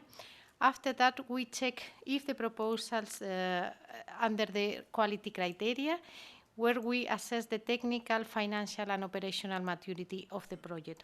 As mentioned several times before in the presentation by the colleagues, there are a number of mandatory annexes, a part of the application forms A, B, and C. These annexes are the detailed budget table and calculator, the participant information, timetable and Gantt chart, feasibility study, sourcing strategy, electricity sourcing supporting evidence, off-take strategy with the supporting evidence, procurement strategy, again, electrolyzer procurement supporting evidence, the support to project by the equity supporting evidence, environmental permits, so the evidence of initiating those permits process, the same for the grid connection permits, the completion guarantee letter of intent, and the extended Part C. The proposals, as already presented by Roman, will be ranking according to the bidding price, euros per kilo of hydrogen, and within the limits of the available budget for the topic. The relevance criteria, as I mentioned before, will be assessed the contribution of the production of LNFPO or an electrolytic low-carbon hydrogen, depending on the topic. The final product should be one of the two or both. This assessment will be done based on the technical characteristics and the scope included in the different annex documents part of the proposal. And for the maritime or aviation topic, so topic 3, the project should prove that the supply of the off-takers, they will supply more than 60% of the final product to off-takers belonging to the maritime or the aviation sector. In the other sub-criteria in the relevance, the achieving security of supply of essential goods and contribution to Europe's industrial leadership and competitiveness is the resilience criteria that Javier explained before. At least 75 of the electrolyzer stacks and other main specific components, so maximum 2 allowed as per the section 9 of the call text, must be originated in a country different than China. And this is expressed in megawatt, in the percentage of the megawatt electric of the total capacity installed of the electrolyzer as expressed on the bid. The contribution, this resilience criteria, it has been slightly modified compared to the last year, so please have a very good look on the section 9 of the call text. For this 75% that it must be produced or originated in a country different than China, stacks are included, so stacks must be originated in a different country and no more than 2 main components as specified in the call text. Outside these stacks, as specified, please check very carefully section 9, where you have all the details about the different components for the different type of electrolyzers. Applicants must provide sufficient evidence in the application to underpin these claims, so that they contribute to this criteria and they fulfill the conditions by head of terms or any other type of pre-contractual signed term sheets with electrolyzer manufacturers. MOUs, letter of intent, or any kind of pre-contractual terms. Okay, the quality criteria, it will be evaluated under the 3 different sub-criteria: technical maturity, financial maturity, and operational maturity. And these criteria is, we're checking that the project will be able to credibly prove that they will reach financial close in 2.5 years after the grant signature, and entry in operation within the 5 years after this grant agreement signature. So the objective of the call, as I mentioned several times before, is targeting very mature projects. So you need to be sure that you will be able to reach these important milestones of the project. The technical maturity will be evaluated or assessed based on the technical characteristics of the project and the location, the project implementation plan, and the feasibility study. And the financial maturity based on the project business financing plan and the risk mitigation. Operational maturity will be assessed according to the competence and experience of the project team, the sufficient operational resources that the project has to develop or implement this project, and the organization diagram presented in the PAPI. Under the technical maturity, the characteristics of the plan that will be assessed is the design elements of the proposal, the equipment that will be installed, where the project will be located, and the risk assessment and the mitigation measures. This part is explained in the technical maturity, under the technical maturity criteria in Part B, and is complemented by the feasibility study and the project implementation plan. You have all the details on the information that you should include in this technical maturity in the description of Part B. But I would like to insist here that this information should be complemented with the feasibility study. In the feasibility study, we are looking for more detailed information about the technical design of the plant. So please do not repeat the same information that you put in the Part B than in the feasibility study. It's more a complement. So in Part B, we are looking for more general information, and the details, please explain them in the feasibility study. In addition to the feasibility study, as I mentioned, we'll analyze the project implementation plan. The project implementation plan should show a credible pathway to achieve these important milestones, as I mentioned before, so the financial close in 2.5 years and the entry in operation in 5 years after the grant agreement signature. This project implementation plan should show as well the status of the dependent infrastructure on installation which are outside the boundaries of the project, meaning, for example, the connection to the grid, connection to the hydrogen backbone, or the off-takers if there is an integrated project like ammonia or methanol producers. The timeline as well, it should show as well the permittings, the timeline for to obtain these permits in time for this to achieve these milestones in time. Something new, as Javier already explained in this year call, is the compliance with the do not significant harm principle. It should be outlined, so the strategy to prove that the project will be in compliance with the principles will be explained in detail in the PAPI. The Gantt chart is also a mandatory element that it will be assessed as part of the technical maturity of the project, showing all the deadlines defined in the call text and as well on the main milestones of the project. And in addition to that, under the technical maturity, the experts will evaluate and will assess if the electricity source and support strategy and the head of terms are in line with the production volumes of hydrogen, either RNFBO and low-carbon hydrogen. The offtake strategy as well, if the hydrogen offtake strategy is in accordance with the volumes and with the minimum requirements of the call text. The procurement strategies, the electrolyzer procurement support evidence, meaning head of terms, letter of intent, memorandum of understanding with the electrolyzer manufacturer, proving that they comply with the resilience criteria, and as well the status of the permits, license, and authorizations supported by evidence that this process has been initiated and it will be in line with the main milestones of the project. But please check the call text section 5 to be sure that you include all the elements that are necessary to assess this technical maturity. So the technical maturity of the proposals will be evaluated against the soundness, credibility, and consistency of this information provided across all the documents in the proposals, either the mandatory application forms and the mandatory annexes. So credibility of the feasibility study and the implementation arrangement, the consistency between the pre-contractual steps for securing the electricity and the volumes of the expected hydrogen production, consistency of the electricity sourcing strategy with the bid and the price indicated in the fifth, the credible plan to receive the permits in time, the credible plan to receive the grid connection and the energy infrastructure on time, and the soundness of the basic project parameters like the assumed fuel load hours, the hydrogen offtake profile, electrolyzer efficiency, etc. So please make sure that all these documents and all the information in the different annexes is consistent and it's credible. Also, as the new element of this year is the compliance with the DNSH principle, Article 17 of the Taxonomy Regulation, that it will be explained at the end of this presentation by a colleague more in detail.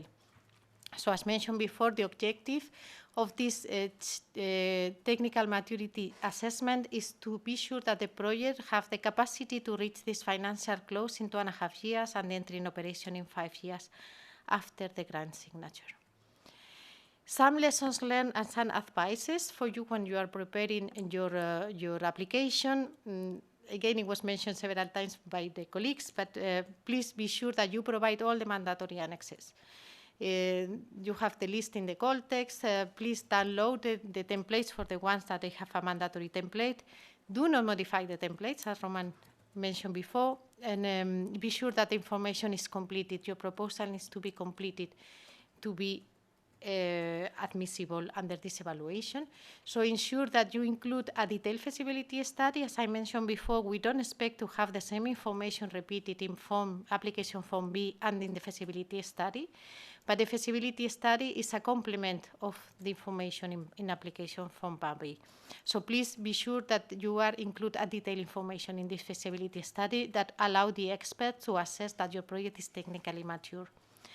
Ensure that you also include an implementation plan, a complete implementation plan and credible one, realistic, and it's taking into consideration all the potential constraints of the project to be sure that you achieve the milestones. So you have to be very specific about the permitting process, so explain what is the status of these permits, and the connection of the infrastructure, as I mentioned, the grid connection, hydrogen backbone if needed, or other projects, or the related installation which are beyond the boundaries of the project. And the state of place also in terms of equipment supply and the origin of the elements as part of the resilience criteria, and understanding the project technology and regulatory framework. So be sure that you consider as well all this when you are building your implementation plan to be sure that you can reach this milestone. And always ensure the consistency between all these documents, so PAB, feasibility study, and all the sourcing, the supporting evidence, offtake, electricity sourcing, and the financial information file. Also prove the evidence of the initiated process to receive the environmental and the grid connection on time. So you please reflect this in your implementation plan, and you have to include as well the proof that you have initiated that processes and this will be achieved in time. Also include a credible plan for the electricity sourcing strategy with all the mandatory information. I would like to insist here in the importance of in the strategy you should address, if you are applying for LNFP hydrogen, you should apply the 3 principles: additionality, temporary and geographical correlation.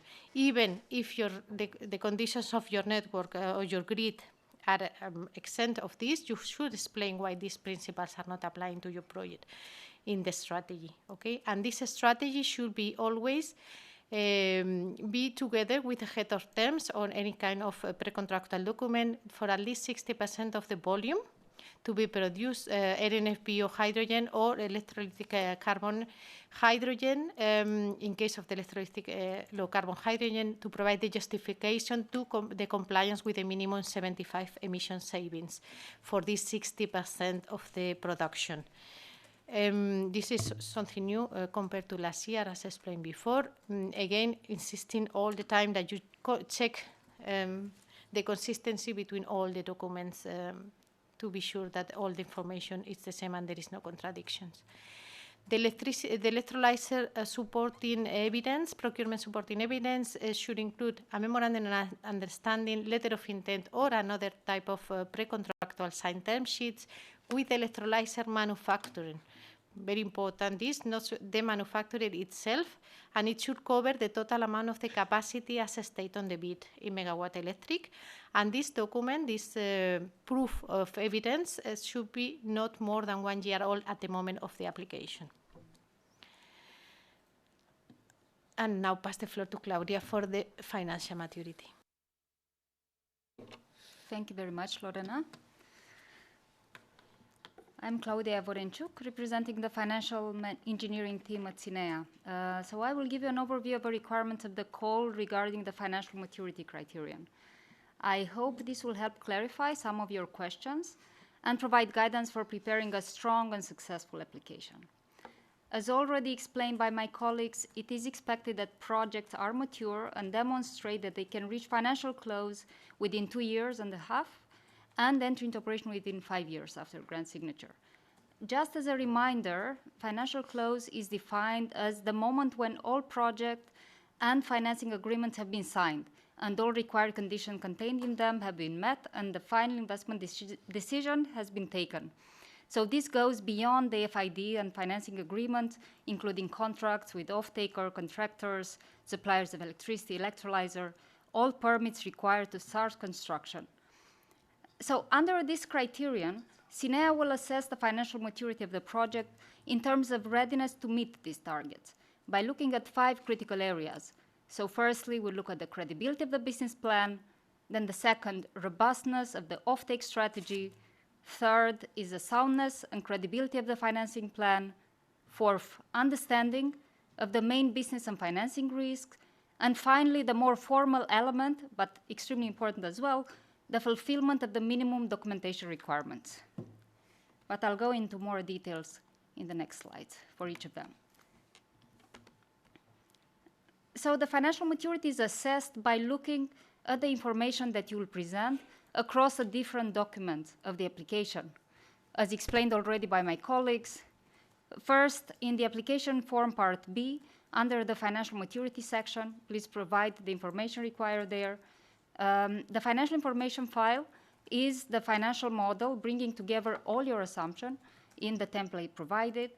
And then in the mandatory annexes, explain in detail in the call text, the sourcing strategy, the offtake strategy, procurement, and finally, newly introduced this year, the support of the project, which will detail the supporting evidence to demonstrate the equity provider's commitment. Okay, let's go next into the details on the main building blocks of the financial maturity.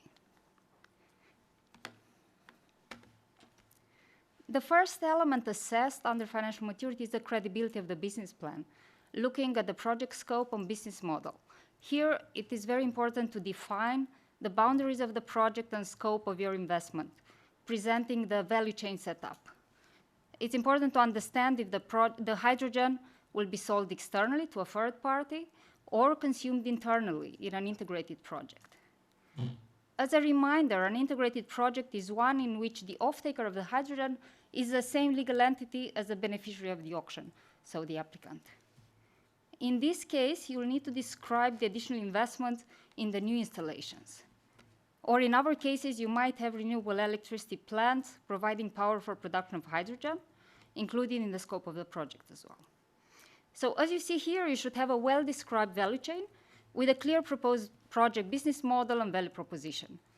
As well, define who are your main counterparts, supplier, contractors, and the overall contractual framework. And the cornerstone, of course, of your business model is to demonstrate that you have a robust off-take strategy and plan and hedges, and this plan hedges against excessive market variability. But we will go into more details in the dedicated section on this.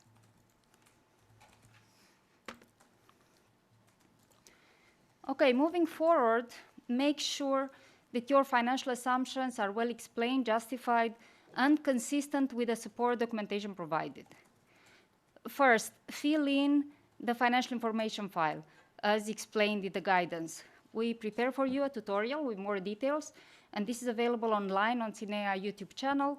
As a reminder, this is the Excel file template, which centralizes the values for revenues, CapEx, and OpEx, presenting your project's financial projections in a standardized format. Please make sure that you submit the correct template for this year with no modifications, and ensure that all bit component information is completely filled in and correctly, as this will determine your grant amount. You will see that we try to simplify the model as much as possible, highlighted the cells which should be filled in, and included automatic checks providing warnings and error messages for you to correct. Again, ensure consistency with all the other documents. We cannot repeat this message enough. As well, the various assumptions underlying the values that you present should be detailed in the other documents of the application, with a breakdown provided and justification. For example, for CapEx, make sure that this is aligned with the indication from the equipment providers. For offtake or OpEx assumptions, this should be in line with the volumes and prices from off-takers and electricity providers. So make sure that you check the consistency across the documentation, from the financial model to the documentation provided, again, in the mandatory annexes.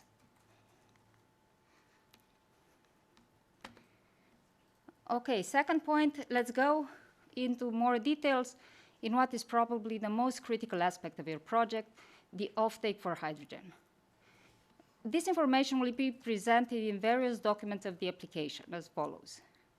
In application form part B, in section 2.2, to be more specific, present in detail the offtake strategy and plan, elaborating on your commercialization approach, target market, plan to secure key contracts, describe the main off-takers, their activities, and your hedging strategy.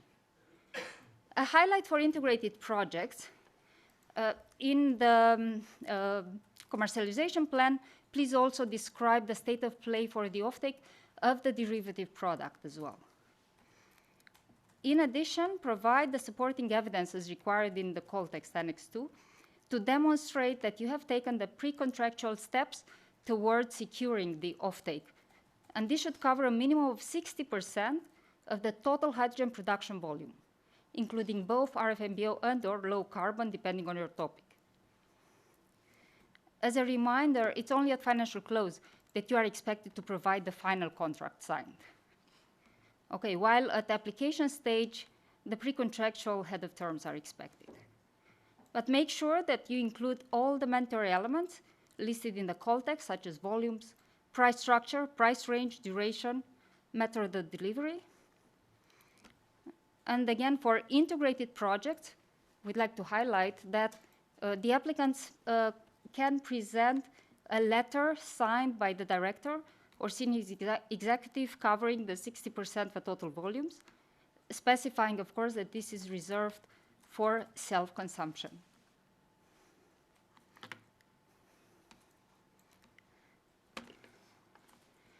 Next slide. For topic 3, for RFNBO and low-carbon hydrogen for maritime and aviation sector, recently introduced, there are some additional requirements.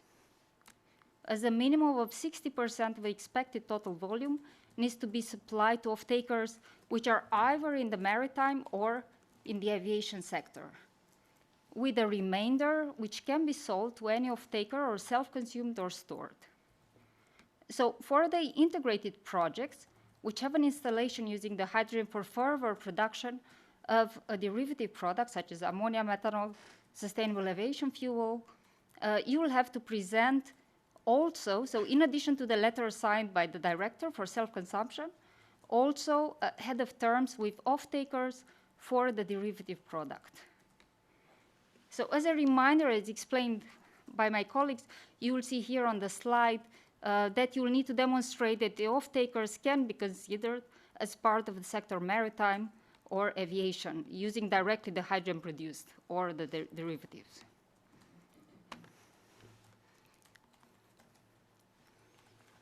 Okay, the third point, let's look into the next critical area for the project financial maturity, the financing plan. So in this part, you should demonstrate the viability of the project, that you have a credible and robust financing plan covering the full construction costs and any potential negative operational cash flows. In addition, it is expected that you demonstrate the project bankability, since, as you've seen so far, most projects plan to have debt financing. And this year, we made it very explicit on the elaborated information required. So again, in Part B, application form, describe all the expected funding sources required to implement the projects, identifying the funding providers, shareholders, external investors, bank, other financial institutional or public authorities, specified amounts, forms of funding, and as an additional requirement for integrated project, provide financing plan for the full value chain, therefore including the installations for derivative projects. At financial close, we will need to see the proof of final investment decision for these integrated offtake installations as well. As a clarification, for example, if your project bids only a portion of the total installed capacity, the financing plan must as well be provided for the total installed capacity, so not only for the part which is included in the bid. The financial information file, however, is to present it for the project. Installed capacity as presented in the bid for the hydrogen production. I will go a little bit in more details in the next slide on the equity and debt requirement.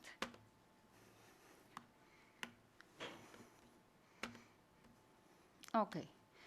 For equity, for each of the existing shareholders or external investors, elaborate and present more details on the ability to contribute their share of the required equity. So this is part of the check on the financial capacity. Substantiate their commitment to the project through the letters of intent required in the mandatory annexes introduced. On the other hand, for the debt financing, if applicable for your project, elaborate on the structure, debt amount, expected contribution from each debt provider, type, gearing ratio, etc. Explain the level at which a debt will be raised, is at corporate or at project level, and the legal entities involved. Please ensure that the terms expected are aligned with the market conditions, though, as derived from your discussions with the financial institutions. All these are necessary in order to justify your assumptions and timeline and to make sure that you can secure both the equity and debt financing within the maximum timeline, so that you indeed, there is credibility that you will reach the planned financial close within the time.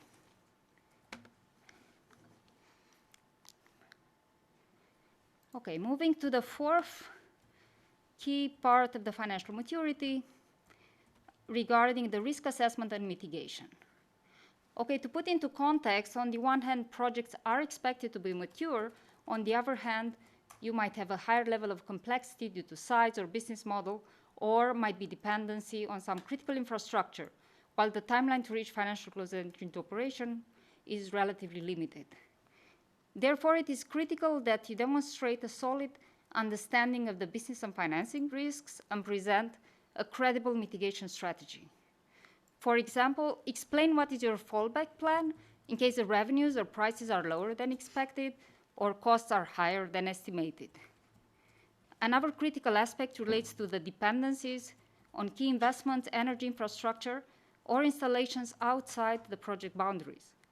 So if the project relies on future infrastructure, this has to be described in the application, the risks related to this explained, assessed, present the timeline for this infrastructure, and a detailed mitigation strategy for addressing any potential delays to ensure that the project is implemented within the required time frame. So all this will demonstrate that you are well prepared and ready to mitigate critical risk, such as for potential delays in the project. And therefore, your ability of the ability of the project to reach financial close and entry into operation within the maximum timeline.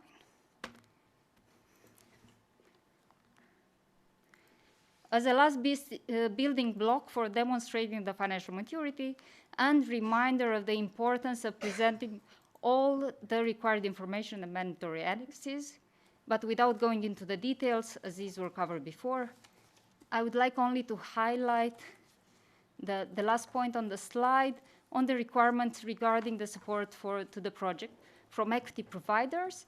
So the letter of the intent required should cover at least 60% of the total projected equity funding and should be signed at board of directors or executive committee level. And make sure that they include all the details as required in the annex, like confirmation of available financing sources, timeline, and steps to achieve financial close. Now, to sum up all the above points and build also on the lessons learned from previous applications, we identified 7 golden rules for a successful application. First, clearly define the project scope and business model, explain the full value chain, if the project is integrated or not, and any dependencies. Second, prepare a solid offtake strategy and well-substantiated plan, as already covered in detail before. Third, ensure the financing plan is credible and complete with all well-identified solid financing sources, describe the sources of financing equity as well as debt financing, and provide the justification of the commitment from the key equity providers. Fourth, identify the critical project risk and provide a credible mitigation plan, particularly for dependent infrastructure and other installations. 5, ensure that the financial information file, is complete and consistent. And 6, your financial assumptions are fully substantiated, as explained before. And 7, ensure that the mandatory supporting evidence documents include all the elements listed in the call text Annex 2 and are consistent across the different documents. And before finishing, one last reminder on the completion warranty. Yeah, let's see it here. Okay, so the completion warranty has very similar conditions as last year and must cover 8% of the grant amount already explained, is to be provided by a bank or financial institution established in the EEA with a minimum rating as detailed.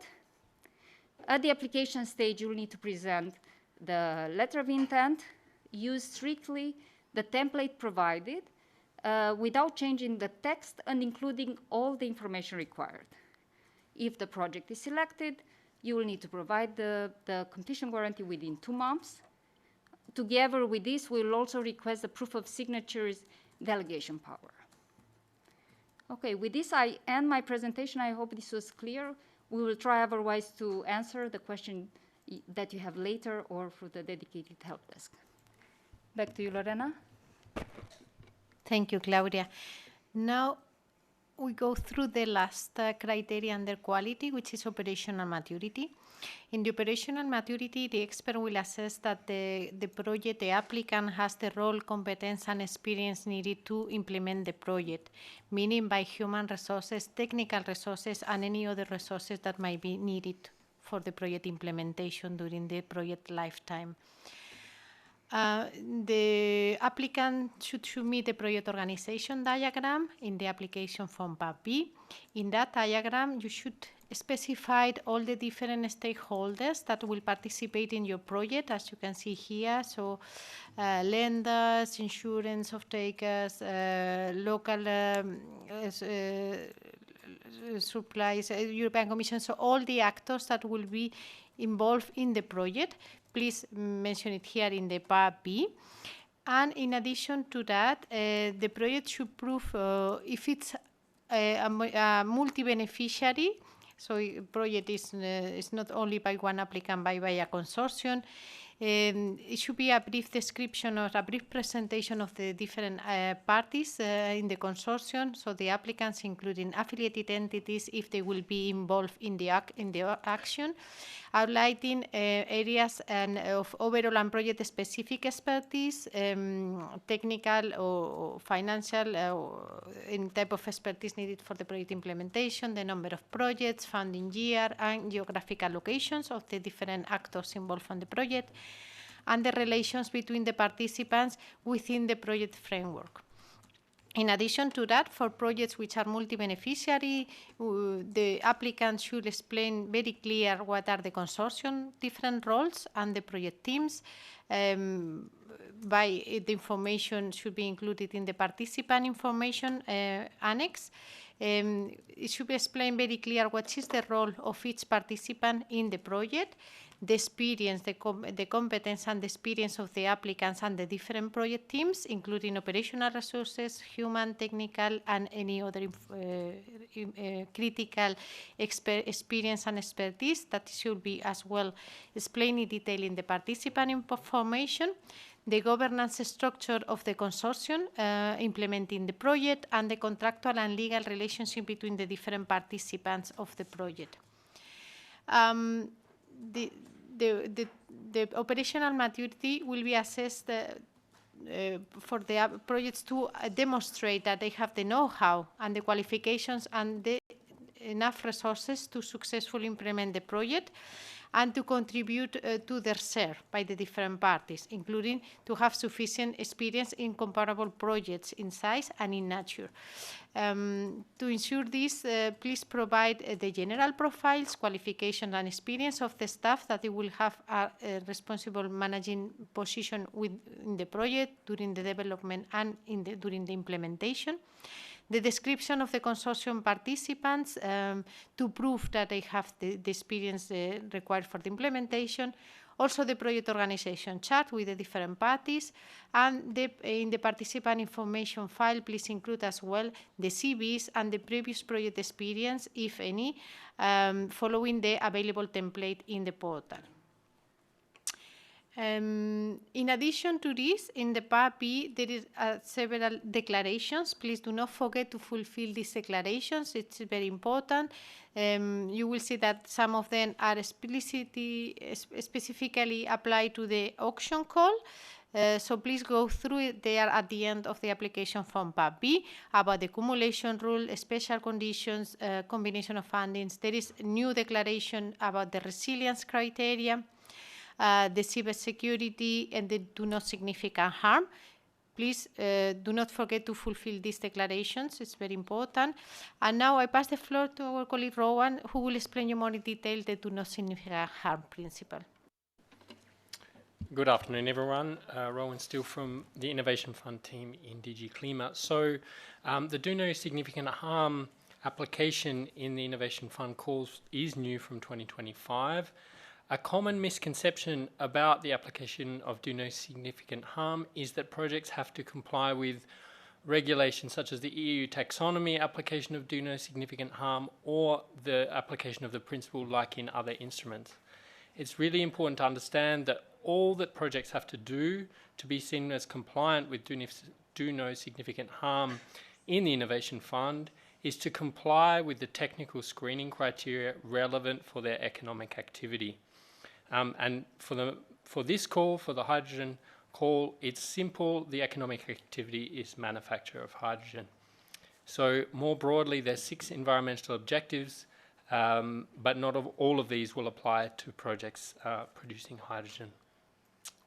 A couple of other key points are that not all EU taxonomy obligations apply. For example, there's no need to show a significant contribution to environmental objectives or climate objectives, for example. Okay, so the compliance process, the way that projects can demonstrate compliance is a simple 2-step process. As part of the application, you'll be required to produce a DNSH compliance plan. This will be evaluated as part of eligibility checks.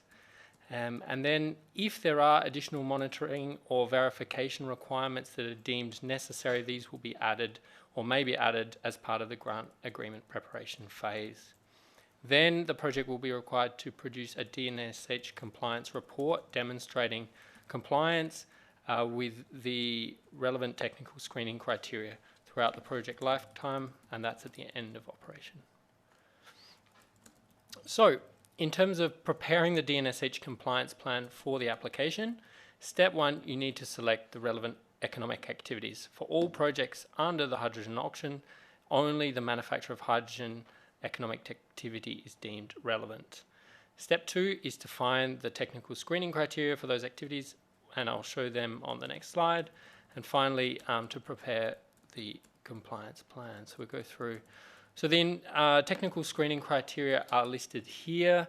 As you can see, for manufacture of hydrogen, there is no technical screening criteria for objective 4, the transition to a circular economy, but projects will have to demonstrate that they are compliant with the technical screening criteria for the 5 other objectives.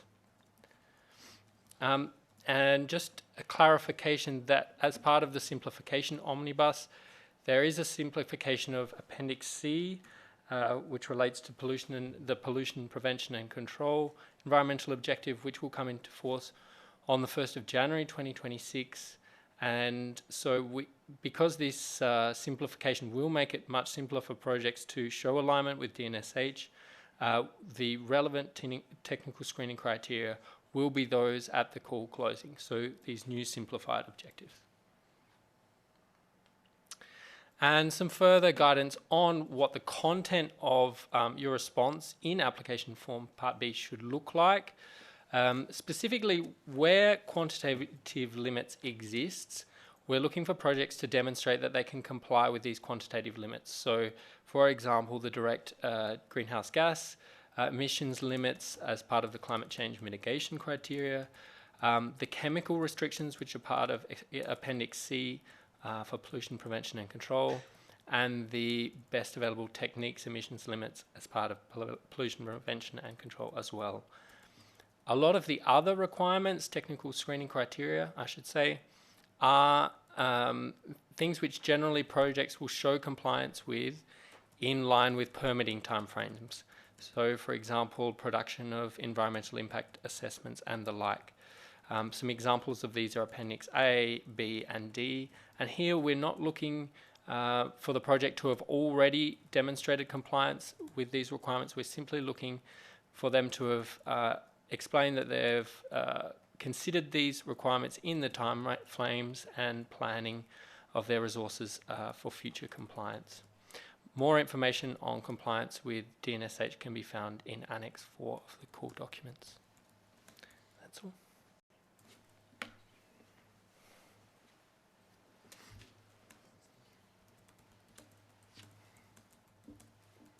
Okay, thank you very much, Lorena, Claudia, and Rowan, for your presentations and explanations. There was again a lot of information. I remind that the presentation and the recordings will be made available on CINEA website shortly after the event, so that you can review all the information at your own pace and understand properly all that has been explained. I would suggest we go ahead with the questions that were put in Slido. The first question, the call document states that we must provide evidence of the submission of the necessary environmental permit requests in the presentation shown now. The requirement is described as providing evidence of an initiated process with the authorities. Could you clarify what is required? Yeah, thank you, Roman. I can answer this one. Yes, so the project should prove that they have initiated this process with the authorities for both environmental permit and grid connection. The documentation provided will be assessed considering the national context, for which one you should describe it in the application. So you should give a brief description of how is the application process in the member state, and to show this evidence that the process has been initiated with the authorities, depending on the national context. This is also to protect you to make sure that you, to as much as possible, avoid the situation that would be surprising. For instance, that the permit would be totally off limits for the 5 years for entry into operation. So that's why such an evidence is already required at the application to make sure that the project has solid chances to deliver on time. The next question, can you elaborate on the 60% equity requirement? This was not requested in the prior auctions. Is it a stricter requirement? What is expected exactly? 60% just from the equity or the entire project financing, and how deflated or detailed, should the timeline be? Indeed, as presented before in my presentation, okay, this is a new requirement regarding the support documentation that to be provided by equity providers. So demonstrating the commitment from the equity providers. We did not include the same support required for the debt part of the project. However, we need you to present an entire financing plan. So the financing plan should cover both equity and debt, as well as any other source of support, for example, from public subsidies. So we expect you that you elaborate on the financing plan and provide the information required. And how detailed should the timeline be? Regarding the support and letters of intent from the equity providers, I think the call text is very clear. Check the specific minimum requirement in the call text Annex 2, because we need you to include all the details specifically mentioned there. So the name of the funding entity, job title, signatory, reference to the project and investment scope, funding amount, share of projects, total equity funding amount, availability of financing resources to secure this funding, and expected timing and steps to achieve financial close. What is important for us is that the main equity providers are committed and they can demonstrate that they have the ability to secure the financing in the time required to meet the financial close maximum timeline. Thank you, Claudia. The next question. Are investment funds suitable equity sponsors for hydrogen bank projects, or are industrial sponsors preferred? I can start, maybe Claudia, you can complement. This is essentially the call of the applicant. This is your choice. What we nevertheless will ask you to see is the evidence that there is a credible commitment behind the project. That's what Claudia already mentioned. Maybe you can complement. Absolutely. We do not specify which is the source of the equity funding, but indeed this needs to be demonstrated through your financing plan and also to be credible that industrial sponsors might have some requirements while the investment funds might be very strict on other types of requirement. However, the content of the letter of intent required is similar for both parties.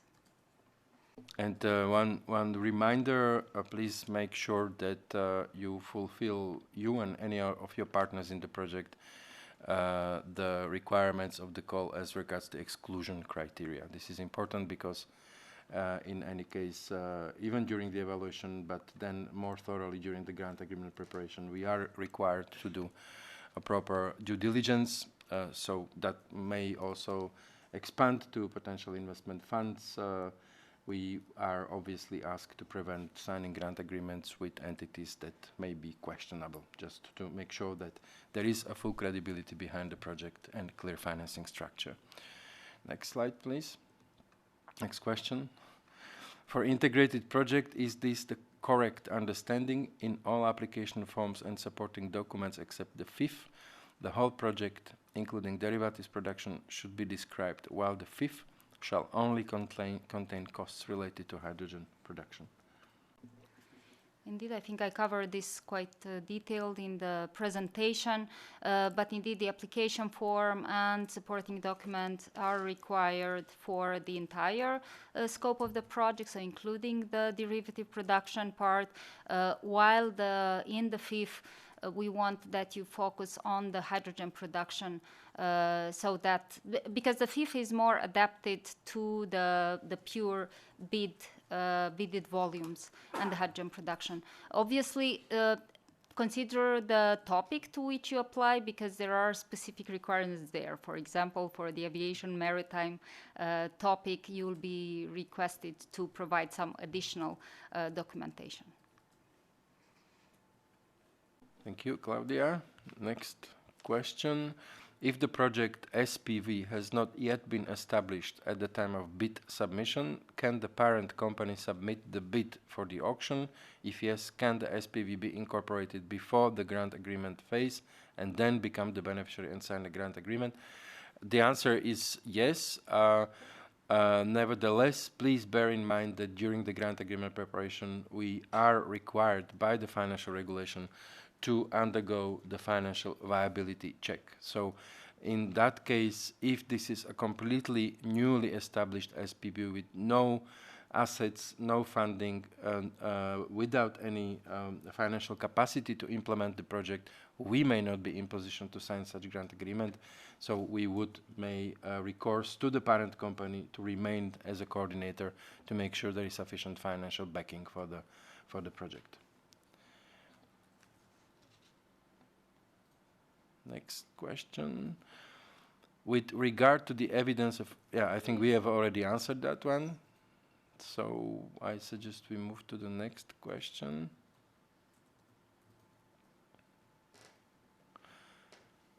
To what extent are indirect cost compensation from national authorities for electricity costs, like the common industry Strompreisreduzierung in Germany? I'm sorry, my eyes are not so good as they were used to be, and the screen is pretty far. Are compatible and could be cumulated with the innovation and support with the hydrogen auction. Javier. So indirect cost compensations are considered as a state aid, at least for operational costs, and therefore they're considered state aid, and therefore cannot be cumulated with the support of the Innovation Fund auction. I think that was very clear. Next slide. Next question, please. Can the power sourcing be initially based on PPAs and then, when in operation, switch to sourcing power directly from the grid? Colleagues, Javier? Yeah. Yes, so at the moment of applying, if you're producing RFMBO as part of or you're planning to produce RFMBO, you need to provide these pre-contractual agreements proving that you have secured at least a certain amount of your energy supply needs to produce RFMBO hydrogen. However, once your proposal is deemed as selected by CINEA, during implementation, depending on the situation that you are in the bidding zone where you are located, you are free to choose your strategy for the supply of energy that better fits your energy needs, as long as you are able to certify and verify the production of your hydrogen as RFMBO, and so claim the payments that can only be made for this type of certification and verification. So what is important at the end of the day is that you as a project, once the product is being produced, will have sufficient clarity for the certifying entity to provide you with clear certification of the production, and that certification need to be conformed with the requirements of the call. So if you apply on the RFMBO topic, the produced hydrogen must be certified as RFMBO hydrogen. If it's low carbon hydrogen, it must be certified as low carbon hydrogen. I think that is the essence of the question. How many bids will be listed on the reserve list? Can you stay in reserve list and participate in auction as a service? I can start and maybe then colleagues can complement. We don't know at this stage, because obviously in every call the reserve list and the final ranking is the function of the result of the evaluation. Normally, the common practice is that we are trying to produce the reserve list that is long enough to have sufficient pool of projects to tap to in case the projects in the grant agreement will not make it. And no, you cannot be both in the situation of the reserve list and auction as a service. It will be your decision in case your project passes the evaluation, is reserve listed and eligible for auction as a service. You will be asked to decide whether you want to stay on the reserve list or whether you want to be moved to the member state authority. We cannot have two legal relationships with the same applicant at our end at the end of the member state. Javier, is that correct? Yes, nothing to add. So basically, in summary, is if you are asked to, if CINEA will ask you if you are interested in being transferred to the auctions as a service member state. Once you are transferred, you will be considered to be outside of the reserve list of the Innovation Fund, and your contractual relation will just be with the member state. Okay. Thank you so much for the presentations. I think this was again a very rich afternoon, very dense with information. I would again call for all applicants, for all of you who are watching us today, please do take time to review the slides and the information so that you digest everything that was said today. Please have a good look into the call documents, to the FAQs that will be made available, to all the tutorials that were prepared for you, so that you are well equipped before you start preparing your proposals and bids. In case you would have any residual questions related to your project, specific questions, use the help desk that is open until the call is open. The colleagues here in CINEA and in DG CLIMA will be at your disposal during this time.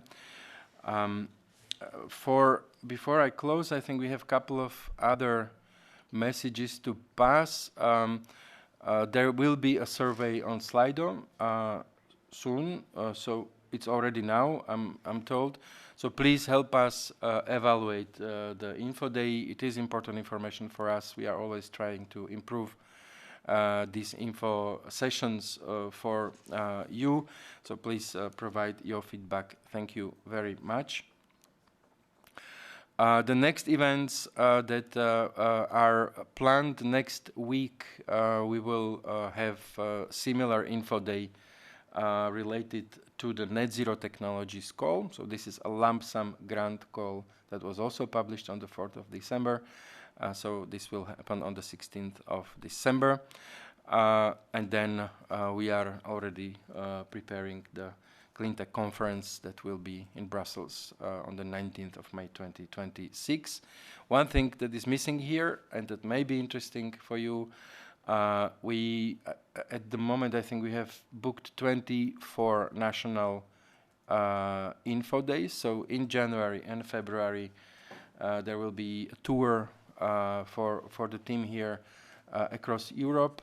There will be national info days organized in capitals in cooperation with national contact points. You will find their contact details on the Innovation Fund website, and I presume also more information about the planning. So if you are interested and would potentially also want to benefit from direct contact with colleagues in CINEA and CLIMA, please register for those events. We may have still a possibility for orientation dialogue there. As I already mentioned, the call will close on the 19th of February, 5 p.m. sharp. And that's, I think, for this part, everything. One more information, a call under the Net Zero Technologies call framework. So the lump sum grants that we are also deploying. We are evaluating the proposals with the help of external experts. So if you are interested, if you know people around that may have a good profile to help us with that, please let them know and register. We are looking for technical, financial experts, people with good drafting skills as rapporteurs. Since the portfolio of the fund is expanding, we are always looking for new experienced people from industry that can help us to do a proper job while evaluating the proposals. So thank you for that. There is a lot of information available in all these links, whether at the website of CINEA or CLIMA. So please do have a look to build the full context for you. And Javier, you want to mention something about the FAQ? Yes? Yes, just a quick comment that just to make it very clear that as part of the EU Funding and Tenders portal, we will publish also a queue, and frequently asked questions where we list all the questions that we have been receiving in the last 2 years, but also in this year we will be updating this document, which is a PDF, and in there you will find many of the answers that you may have also that may not be responded today due to lack of time. Yep, so that's important. Please do have a look to them as well. So I think we are coming to the close of today. First of all, big thanks to all of you who are watching us online. We are again truly honored to have seen so many registered participants. Big thanks to the team who made this event possible, whether in CLIMA or in CINEA. You don't see them, which is a pity, but we are about 20 people here in the room. So thank you all colleagues for this. It was also quite an effort to organize this in such a short period after launching of the calls. I hope that we have addressed at least most of your queries and questions today. And I hope that when closing the transmission today, you will have at least the base information necessary for you to be well equipped to prepare good proposals and bids.